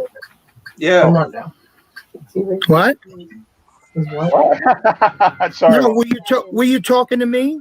Yeah, I just said, since you seem to know about the TIFFs, I'll send it to you and you can take care of it. So I'd be more than happy. I was holding my hand up because I wanted to tell you, all you do is you open up a blank file, blank CAD file, then go back to your TIFF file location, right-click, copy, paste it inside of the CAD program, and it should ask you if you give you some commands, 1-to-1, 0, and boom, it'll go right to 100%.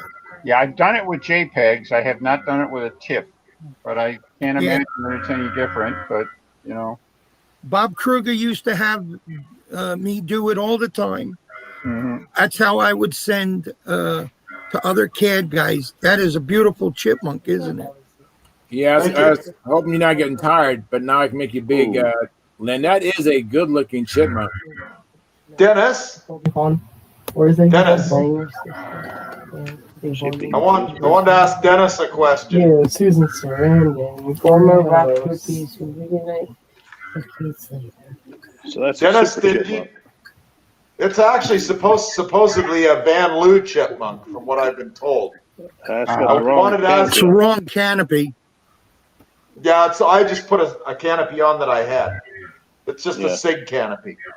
Mm-hmm. Hey, Dennis, did you know Jim Morway? I'm sorry, someone shouted at me. Yeah, I'm asking you, did you know Jim Morway? Jim Morway, yes. This was his airplane originally. Okay. And one of our guys got it and he crashed it. And I rebuilt it. That's where I got it. But originally this was Jim Morway's chipmunk. Jim did some really, really nice work. So I believe that because the original finish on this thing was beautiful. He was a really good. Yes. If you want the right canopy, I could send you one. I'm not going to bother now. I've already done the work of putting it back together. I've had enough. I'm just gonna fly it. I'm just gonna fly it and enjoy it. But thanks, I appreciate it. Okay. Nice. Okay, that's awesome. But yeah, Phil, I'm really you having trying to fun say with something, it. Phil? I think Phil wants to say something. Go ahead, Phil. Walt, do you still have the plug for the Colossus canopy? No, I've been looking for the canopy. Okay. I have That's the one only- canopy somewhere left, and I cannot find it. If Don't you say find it, you want to cannot get rid find of it, it, or you won't I'll find it. take it. Yeah. If I find it, I'm sending it off to have new ones made. Oh, cool. So you haven't found the canopy yet. If you say you can't find it, your brains will make sure you can't find it. I got to Yeah. send Tornado Wife into the garage again. I have let me catch up on the chat box. There's actually been a couple of people who commented. Timothy DeBoard said that maple seed plane is the boom. The bomb. Must have been a big maple tree. And then Marcel Legrand says, "Evening all." Well, evening to you, Marcel. Thanks for coming in. And then Timothy DeBoard says, "Bomb." Okay. I was just reading it what I saw there. So, but yeah. That was the bomb. Anyways, Marcel, You gotta be hip, man. says, You gotta be hip. you know what I'm trying to just say exactly what they say in time. I know. Anyways, Marcel Legrand says, by the way, I like that name. That is a neat name, Marcel Legrand. He says, "Hi, John. Any chance I could get a copy of the bite you built?" Yeah, but I want to get some. I'm making some changes. Some that we discussed. Let me stop stuttering. Something's going in the background. Yeah, well, it's not here. Anyway, but as soon as I get the changes made, I'll bring it back up on here, and I'm more than happy to make plans available. But you got to understand, we're still in the things that it does well. It does very well, but it's got one or two little bad habits, and we're working on trying to get rid of that. The last turn in the square maneuvers, it goes into a yawing match where it tries to turn itself inside out. And there's several suggestions that we're looking at, and one of them was to put some down incidents on the top wing.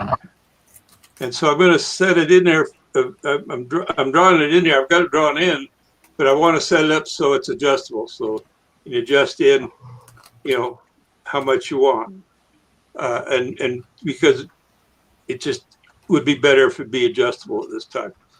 John, and probably get better if yeah, Phil. Everybody's going to think I'm crazy, and I probably am, but I'm working on drawing up a 38 special with a wing that goes together like what you're talking about, so that I can play with moving the wing up and down and see if I can find a solution to this problem. It's a whole lot cheaper, easier build than the 2 bits. So I'm going to try that, because my SE5 does the same thing, just not quite as bad, but it does the same virtually the same thing. So I'm going to try this and have the wing where I can change it from 0 to 1.5 negative on the top wing. The bottom wing is going to stay 1 to 1, and we'll see what happens. Happens. Good idea, Phil. Good idea. I can tell you this. I've said it here before, but the plane takes off nice and smooth, does beautiful level flight. It doesn't hunt. I've got 2 degrees of down thrust in the engine thrust line, and according to Bob Whiteley, that's one of those things that always works. Yeah. And it does beautiful inverted flight. It doesn't hunt in inverted flight. Does great round maneuvers. But when you get to that, anything with a sharp square corner on it scrubs off speed in there. By the time you're going down here, it's not. I don't think it's getting enough speed or something. When you make that last turn, and it just goes, And so that's what I'm working on. It might have too much flying line. I was running on 70 foot center to center. Probably would be fine at 65, 66 foot center to center. There are a lot of things I want to play with, but when I get the plans with what we're doing, like I said before, I'll be happy to make them available to a few people if they want to try build it.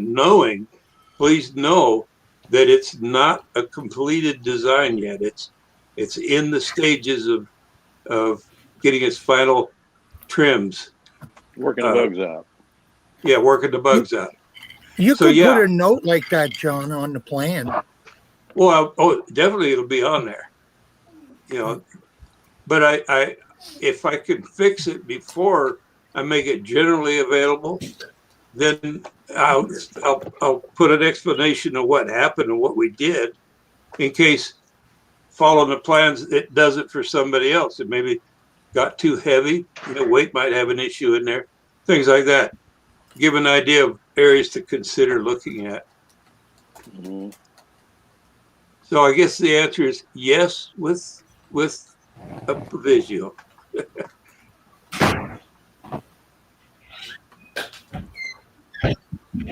Well, that being said, let me catch up on the chat box. We have a gentleman named Alberto. I'm going to take a stab at this. It's a long last name. Sepulveda Lorca. Anyways, he gave us a thumbs up. So thank you very much with your thumbs up. Hopefully you did a thumbs up on the YouTube side as well. But I see a thumbs up in the chat. And then Marcel Legrand says, awesome. John, thanks for that. I built an RC Ultimate, and it can do the pattern on 58 feet lines with a LA 46. I just used the bottom flaps, as I found with the two, it didn't work that great. Yeah, that's something I'm thinking about too. I've got flaps on the bottom and the top. Somebody told me that I could practice or consider a fellow in New Zealand that I promised a set of plans to. He understands what we're doing. He suggested that you can change the ratio between the bottom and the upper flap. In other words, I can give it maximum lower flap and cut the upper flap to where it's just a little bit, which it actually acts somewhat like changing the incidence, when it's in a turn. And so that's something that I want to try as well before I go ripping into it. And because I can take this one and the K-Bane block comes out with two screws. It's back there. Yeah, I see it. And K-Bane block, which is just a little bit in front of the canopy, but you can't see it well because it's the same color as the top, and it's dark. So it's a matter of taking that out, and I can build up another one and just drop it in place. The wings will bolt in, everything. So it's going to be real quick to do the modifications once I get them figured out and drawn up. Get the parts. Probably have to get the parts laser cut just to save me time. Well, yeah. Anyway, so I'll shut up. It's going to be fun. I should mention, like many bike planes do not glide well after the power goes off. This one does. How far away is Jackson going? Traffic? 6 hours? Maybe more. Got part of your shirt. Uh-oh. Look what I see. What do you see? Mark's ruined. Go ahead and show him, Mark. Mark has succumbed to the dark side. What are they talking about? Maybe the thing that happened. He's gone electric.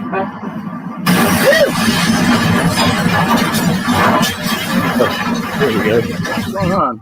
You will be happy, sir. What was that noise? Yeah, I'm just starting to fit everything out. Gonna go well. You will be happy. I have one exactly like that. Mine's trimmed in red, and I love it. I absolutely love it. That thing it flies a lot better than my glow one did.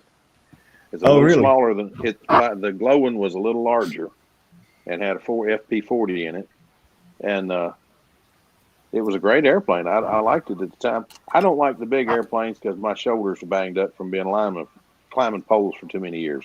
But the smaller airplanes just suit me a little better. But that thing is so much fun to fly. The fuel plane was a great airplane, but I let somebody fly it I shouldn't have let fly it, and he destroyed it. So anyway, it's all right. It's all right. Stuff happens. It served me well for about 4 years, so it's no big deal. Wow, that's good. But it was a great plane, and I just decided I'd build another one. And when I built this one, I got this one. I did just what you did, got the R. And the only thing that I changed was in the front. I made a scoop, like on a Cessna, that's a carburetor scoop that scoops the air up into the motor a little more. Because that one is so sealed up. I said, the air is going to come out as much as in on that one. And that may be what it's supposed to do. I don't know. But I put a little bit bigger scoop on it, and I had I made the opening in the very front of it a little larger so that my ESC would slide through it. Yeah, they tell you to go down through the top, but you can't get an ESC down through the top. Not any ESC I had. Now, was yours a top hatch? Yeah, it's just like that. It's a Brodak, just like that. Okay. Yeah. Now it looks like the inside of the cut on the inside of it looked different. But anyway, mine, I just could not get the ESC through that cutout at all. So I said, well, I know how to get it in, so I put it in through the front. But the thing flies great. Good. Don't even attempt to paint those wheel pants. I put primer on them. I sanded them down. I got them primed. They were slick as a baby's backside. I put paint on it. And the first time I tried to flex it a little bit to get the wheel pant, just all in. Off. Oh, it just popped off like a potato chip. It was terrible. So I said, well, I don't know about these wheel pants, but I like the rest of it. And it really flies well. Oh, by the way, when you put the wheels on, word to the wise, use some thread locker.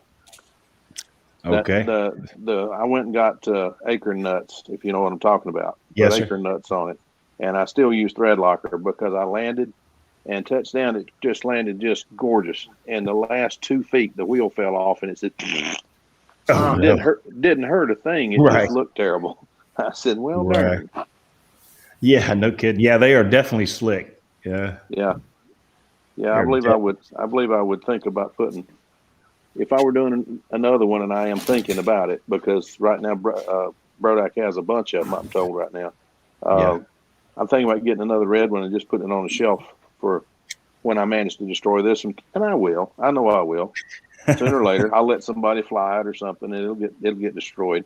But anyway, I think the next one I'll put carbon fiber landing gear and pants on, and paint the pants, not the landing gear, but the that metal, somehow that aluminum just always, this doesn't fit.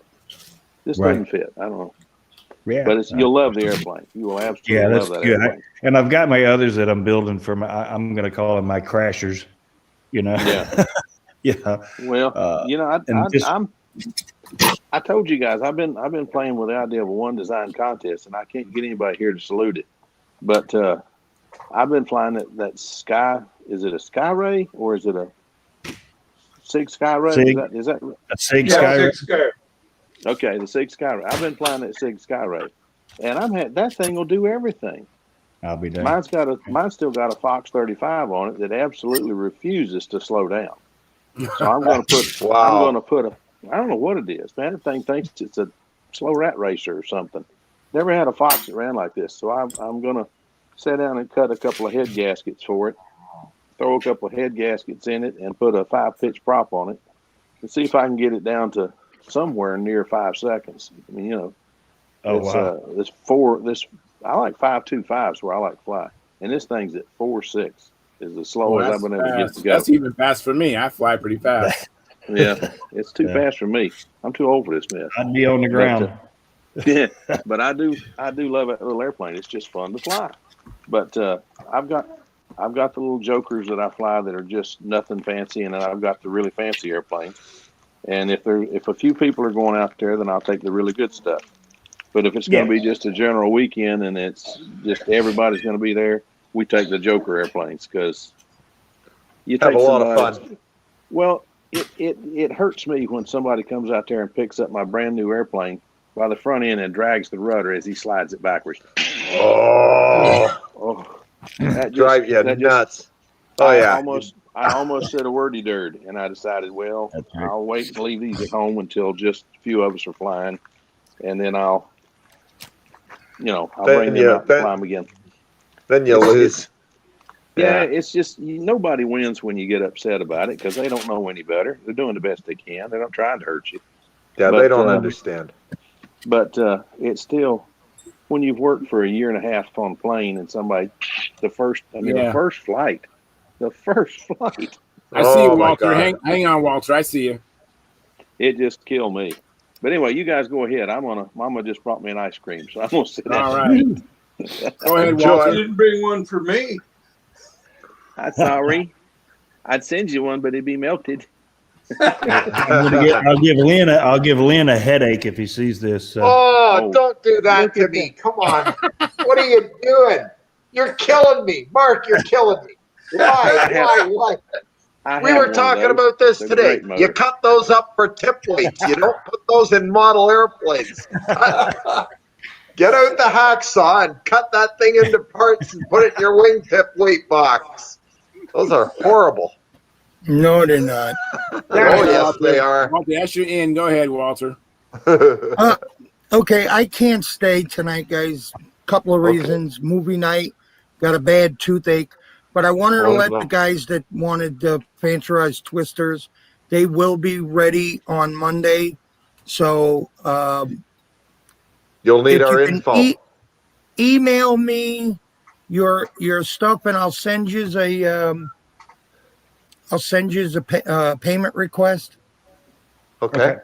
And the Bill Wright email? Yes. How much are they, Walt? I'm sorry. I was going to email you last week and I forgot. Is your PayPal the same? Yeah.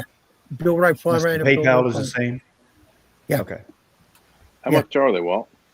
They're $185 before shipping. Okay. And I will have them. I just don't have Howard's ready. That's electric. I'll have that ready during the week. So you can get an And electric version? That is a special price too, Walter. no, how much? No, that's not a special price. Electrical glow, same price. Okay.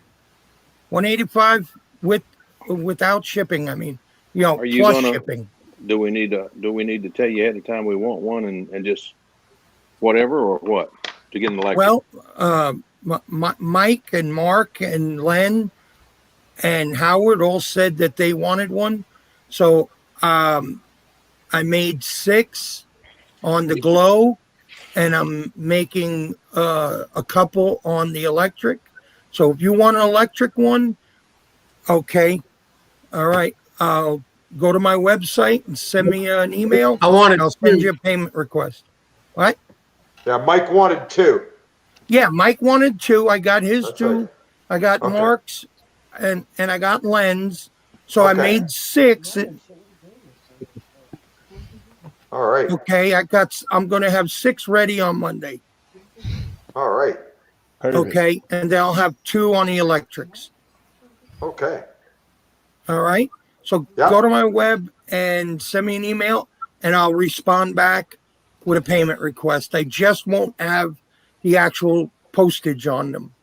Okay, that's fine. All right. All right.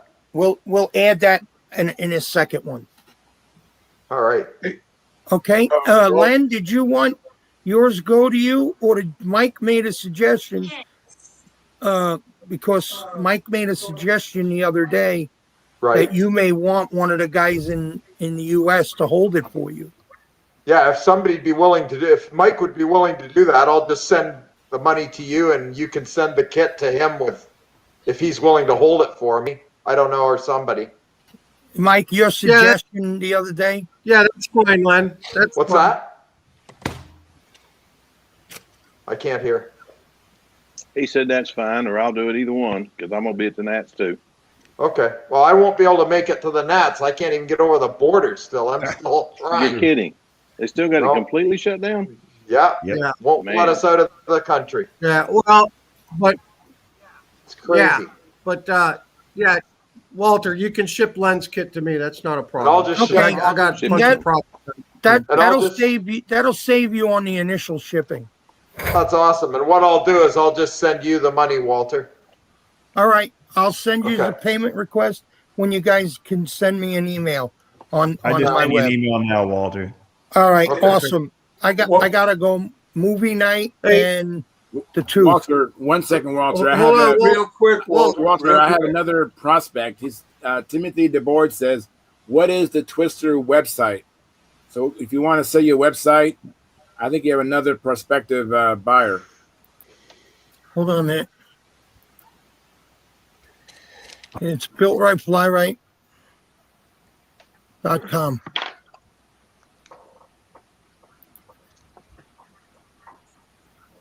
Walter, I'll talk to you later about the parts I need to get laser cut for the two Okay. vans. There you go. There Mark's we go. got it up right now. There it is. You see it, Timothy? Thanks to Mark Lumini showing you the actual website. Actually, that's about the address. All right, guys. Thank you very much. Hold on, Yo. Walter. Oh. Walter. Yeah. Did you get anything in the mail this week? No, nothing. Okay. Nope. All right. And welcome Did you back, send Carl. it to my house in Keep Alabama? your or eyes Florida? peeled next week for a box. Okay. Now, just keep your eyes peeled for a box next week. Okay, I will. Thank you very much, guys. Okay, Thank you, Walter. Walter. Thanks for coming in, Good night, Have a Walter. Walter. blessed night. Have We'll a see you blessed next night. time. Okay. Thank you, Walter. You too. Bye-bye. Bye. Bye now. Bye. Get up with me, John. Take a picture. Thanks, Den. Bill. Yes, sir. Have a good one. All right. Is Walter gone? Yeah, Say what? yeah, he's Walt gone. gone. Walt's He gone. left. All right, I'll let you guys in on a little secret. So, I was dealing with Marshall Busby's kid, helping him sell all them kits and getting airplanes from him and stuff. He had one of Walter Umlin's scale biplane kits that he made, Oh, wow. like one of 20 that Wow. Walt made. And we talked about it on the show. Walter talked about he built his, but then it got crashed. And Yeah, he I was remember saying that. how much he'd like to have one again. Wow, that's Um, great. Good on Tony, you, man. no, I didn't have nothing to do with it. I didn't buy it, or he's just going to send it to him. So I Sure. gave him Walt's address last week, and talked about how Walt's the one that cut the kit. He doesn't have one now because he crashed his. And Tony, he did really well on eBay with all the stuff he sold to Marshalls and the stuff he sold to me. And he says, you know what? I'm not going to sell this kit. I'm going to send it to the guy that made it, just because he's not all that interested in making a ton of money, and he thought it was cool that Walt made the kit, and he had an opportunity to send him one. That's awesome. So Tony boxed it up last week and shipped it to Walt. He's going to be getting that kit in the That's mail. awesome. It's a That's lot. That is awesome. That really is. That's great. And Cool.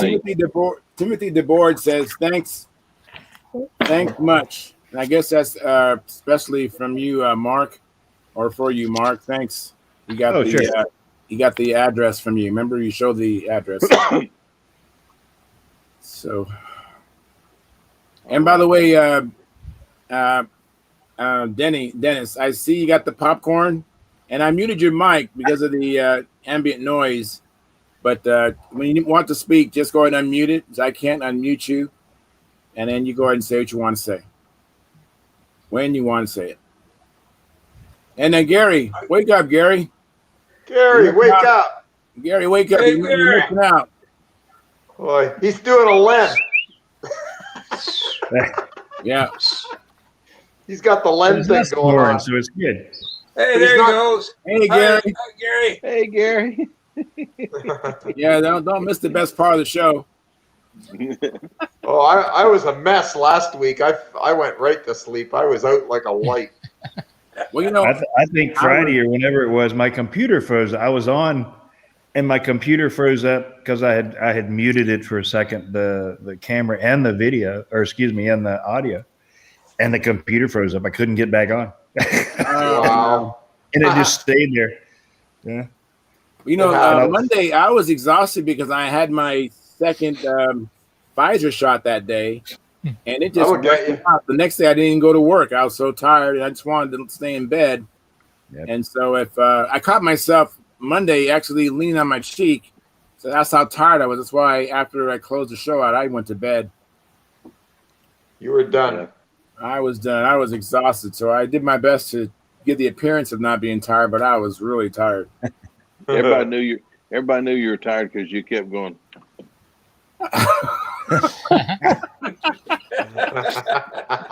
Lordy. As long as I was chewing with my mouth closed, that's what I might try to do on this show. Make sure I chew with my mouth closed. Yeah. And try not to smack when I chew. Come in here for a little fun and come in here for a little fun and fellowship, and what do you get? Talked down to and made fun of. Yes. Yeah. All in love, though, right? It's all in love. That's it. It's all if you commit in another 15 minutes, I get abused. I tell you. It's almost time for Steve Hines to step in about another 15 minutes. Oh, Lord. Yeah. I'm going to tell you what. When this crew all gets together to Nats one year, it's going to be a hell of a party. It is. And I can tell you what your words are going to, first thing you're going to say is, I didn't know you was that short, Charles. You look so big. I didn't know you was that short. Charles, I've met you. I was there when you flew the XL. Oh, wow. Fantastic. Yeah, I did. I came with a camera that year, and that year was the same. I had done the same thing I did so many times when we had the 4A here. I'd always stuff the airplane the week before the contest, doing something stupid. Oh, no. Oh, I decided I would do, instead of just turning the handle 2 times over, I thought I'll just do 2 loops, straighten it out, and it quit at the top. That was the best plane I had in years. Oh, yeah, I know. God. Life gives you the test first and the lesson second. It is not kind at all. It wouldn't be so bad, but I had asked Charlie Reeves why he did that when he did the same thing at Huntersville to his first big job with the same result. Tore it up. If you've ever seen his plane that's got those patches on the wing, that's what happened. Those big wheel pants came up through the wing. Man. But I did the same thing and destroyed my airplane. So anyway, it's one of them things. I have a friend, many, but I've destroyed a few. I have a friend who took off with the handle upside down, and when he realized that, he went up to it, could do a reverse wing over, and at the top, he turned the handle around and flew it and saved the plane. Wow. Yeah, he got recognized for it. It was at VSC of all places, and that's pretty impressive. I think that is impressive. Mike Wonky could do that though, because he's not used to watching his airplane flying combat, anyways, right? That'd be no big deal for you, right, Mike? I'm not kidding. Well, Wonky's looking over here and he's flying over here. How he does it, I don't know. Well, it's funny you mentioned that, Charles. There is a Lonky that flipped a handle over that was upside down, but it wasn't me. Wow. It was Sam. If you recall correctly, I lost my SV-22 last year at Huntersville on a practice flight Saturday because I picked the handle upside down and crashed it on the asphalt. I didn't know what happened. Yep. I just knew you'd been flying a 22. I didn't you was flying do a control check, and it got off the ground, and I gave it. I was giving it a little bit of down, after takeoff, and it kept climbing, and I gave it a little more down, and I gave it more down, and it looped right into the pavement. So, no, I am not good at that. Last year at the Nationals during mouse racing, 3-up mouse racing, and I've told you guys this story. He landed in a pit stop, and somebody landed over the top of them, and their lines got tangled up, so they had to take their thongs off and get their lines straightened out. Well, Bob Whitney launched Sam, and Sam had the handle upside down in his hand, and the airplane got off the ground. He did about a half a lap and realized it, and flipped the handle over in his hand and kept the airplane in the air and didn't. Wow, that's pretty impressive. Yeah, I wouldn't. Yeah. That's wild. Sam did it. I couldn't. Yeah. Wow. He's young. We'll just attribute it to that. Yeah. Well, Yeah, this was an official flight too. That my friend Bob Brooks did that. I didn't see it. Another mutual acquaintance told me about it, and I was like, "Wow, Bob, you did that?" He goes, "Yeah." And Carl knows Bob Brooks. Yeah. Wow. I met him at VSC a few years back. One that got me was some of the guys we're talking about flying fast. If any of you got to go to VSC the year that Bob Hunt was there with his Frisky Pete, when it took off, I thought for sure, oh heavens, it went totally lean. He's not going to fly that. He flew the pattern like that. It had to be a sub 4 second lap. Wow, but he didn't have to worry about the wind. The thing flew through the wind like it wasn't there, but a little bitty airplane with a 25 or 9, I think it was a 25 on it, Fox 25. Tore through it. I mean, it was screaming. But I looked over at his pit man, Billy Werridge, and Billy says, that's the way he wants it. I said, you're kidding. He said, no, watch. And he flew the pattern and won, I think. Yeah, but that's what Billy does too. Billy does the same thing. He got them just screaming through the pattern. It's like, holy crap, how do you do that? I don't know. But I tell you what, Billy Werridge he was flying an Aries. Yeah, I've seen him do it with that. And he was flying, he started his 8s and the wind changed, about 45 degrees. Billy, undaunted, just flew it over there and finished it up over there. And the judges didn't know what to do. The scores were perfect. He finished this one and then moved it over there. And you looked at the score and it looked like he'd done them all where he was supposed to in one spot. But he flat went with the wind. And then the next maneuver was back over here. He had the craziest wind of the day and he flew through it just undaunted. Billy Werridge he's the man, period. That's all I can say. That's why they call him the man, because he is. Yeah. He's a mess. I'm telling you. I learned more talking to him. We ate lunch at the Worlds when the Worlds was in the AMA site, Muncie. I sat down and ate lunch with him and Bob Hunt and a couple other guys. I learned more talking to Billy Werridge for 30 minutes than I had ever learned about stunt, because he explains some things, why things happen. I can't figure out why it does this when this happens. Well, and he just think about it, and he just explained it just in layman's terms. I learned more that weekend.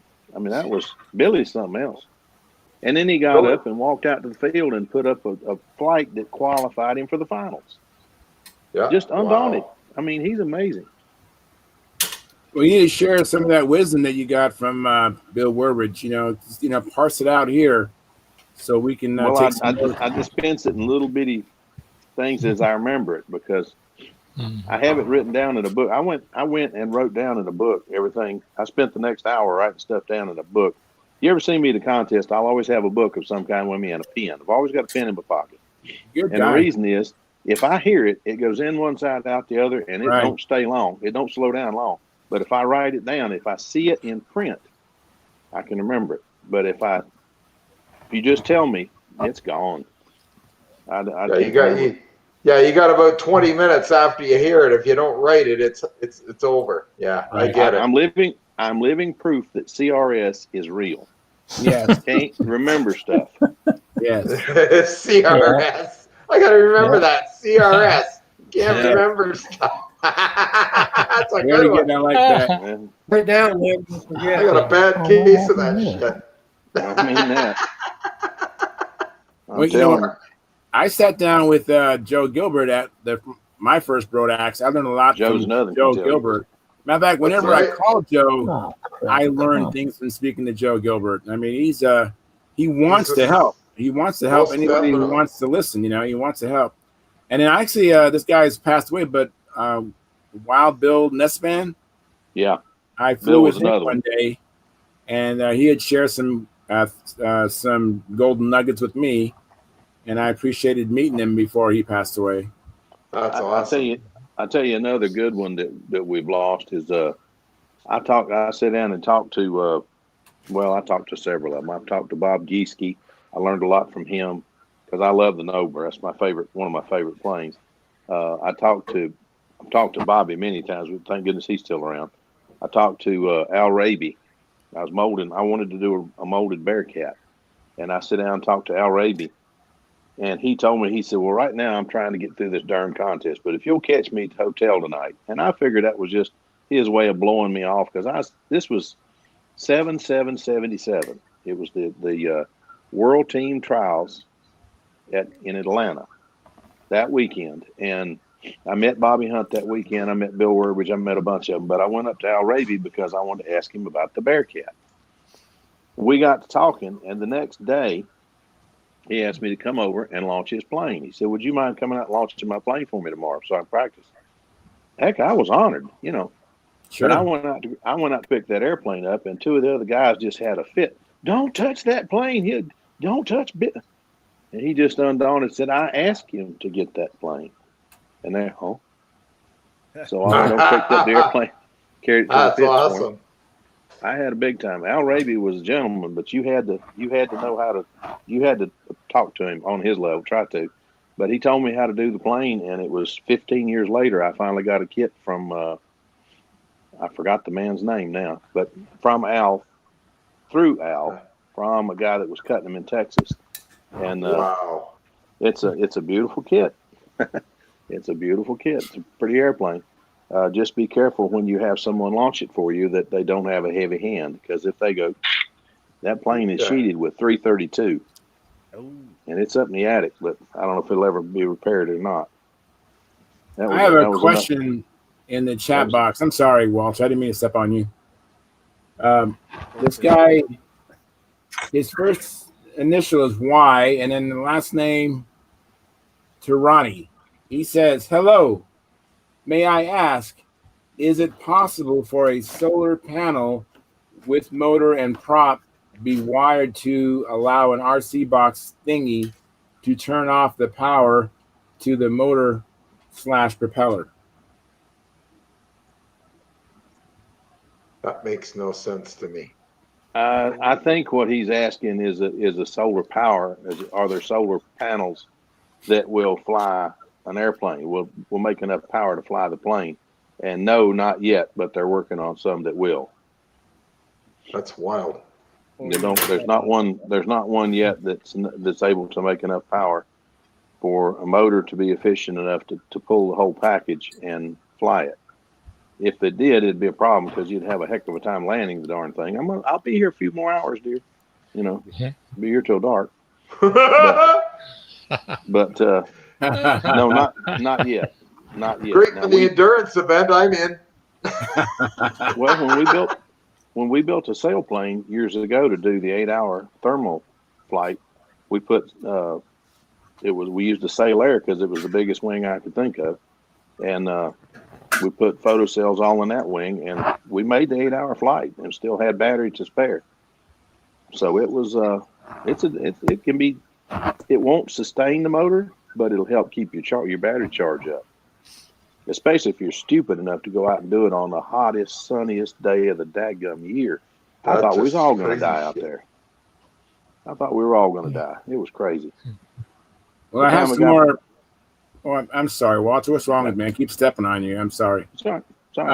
Mr. Tirani says, thank you so much. Then he goes on to say, I got gifted a solar panel with a motor and prop, and I don't know if it could power a small plane. Like I say, there's not one that I'm aware of yet that will do it, but they are working in that direction. Give it a few years, and I'm sure we'll have it. Yeah, I'm sure solar power will be the future of everything. That's where I'm gonna go. Solar stunt. Yeah. Anyways, let me wrap up the show. We're just about at 9 o'clock. We're a couple minutes before then.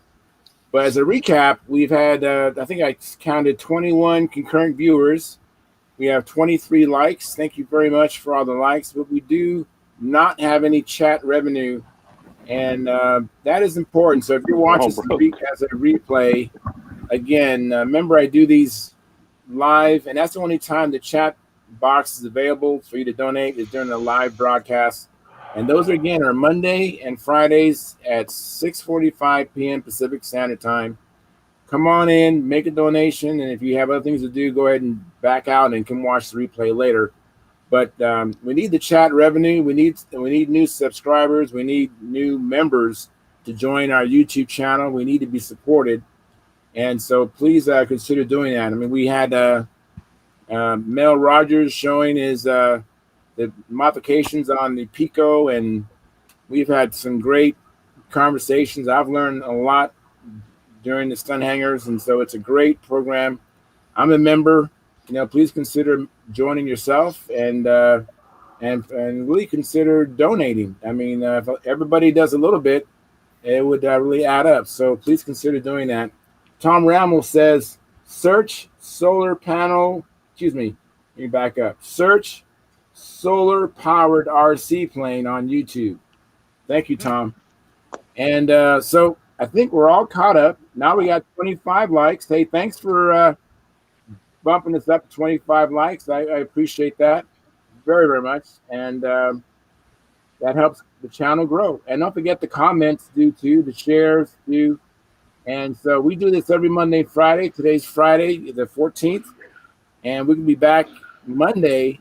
So go out there, have some fun, and come back and tell us all about it. Or show us what you did in your shop. Come on back Monday. And until then, as Sparky would say, fair winds and tight lines. And Mr. Charandi says, I will, and thanks. That's regarding your suggestion, Tom Rammel. So anyways, with that being said, does anybody have anything else they want to add before I close out the show? Let me add one quick thing, Charles. I forgot. Okay. I was thinking stunt.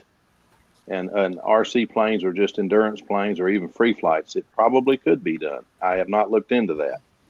But as far as stunt, not yet, but look for the future. Yeah, the future, Yeah. Even back in the ancient Egyptians were talking about solar panels. So Yeah. before they were rudely interrupted, they were into that. So Yeah. anyways, you guys, with that being said, I'm going to bow us out. I'll see you guys later. Thank you for coming in. Good night.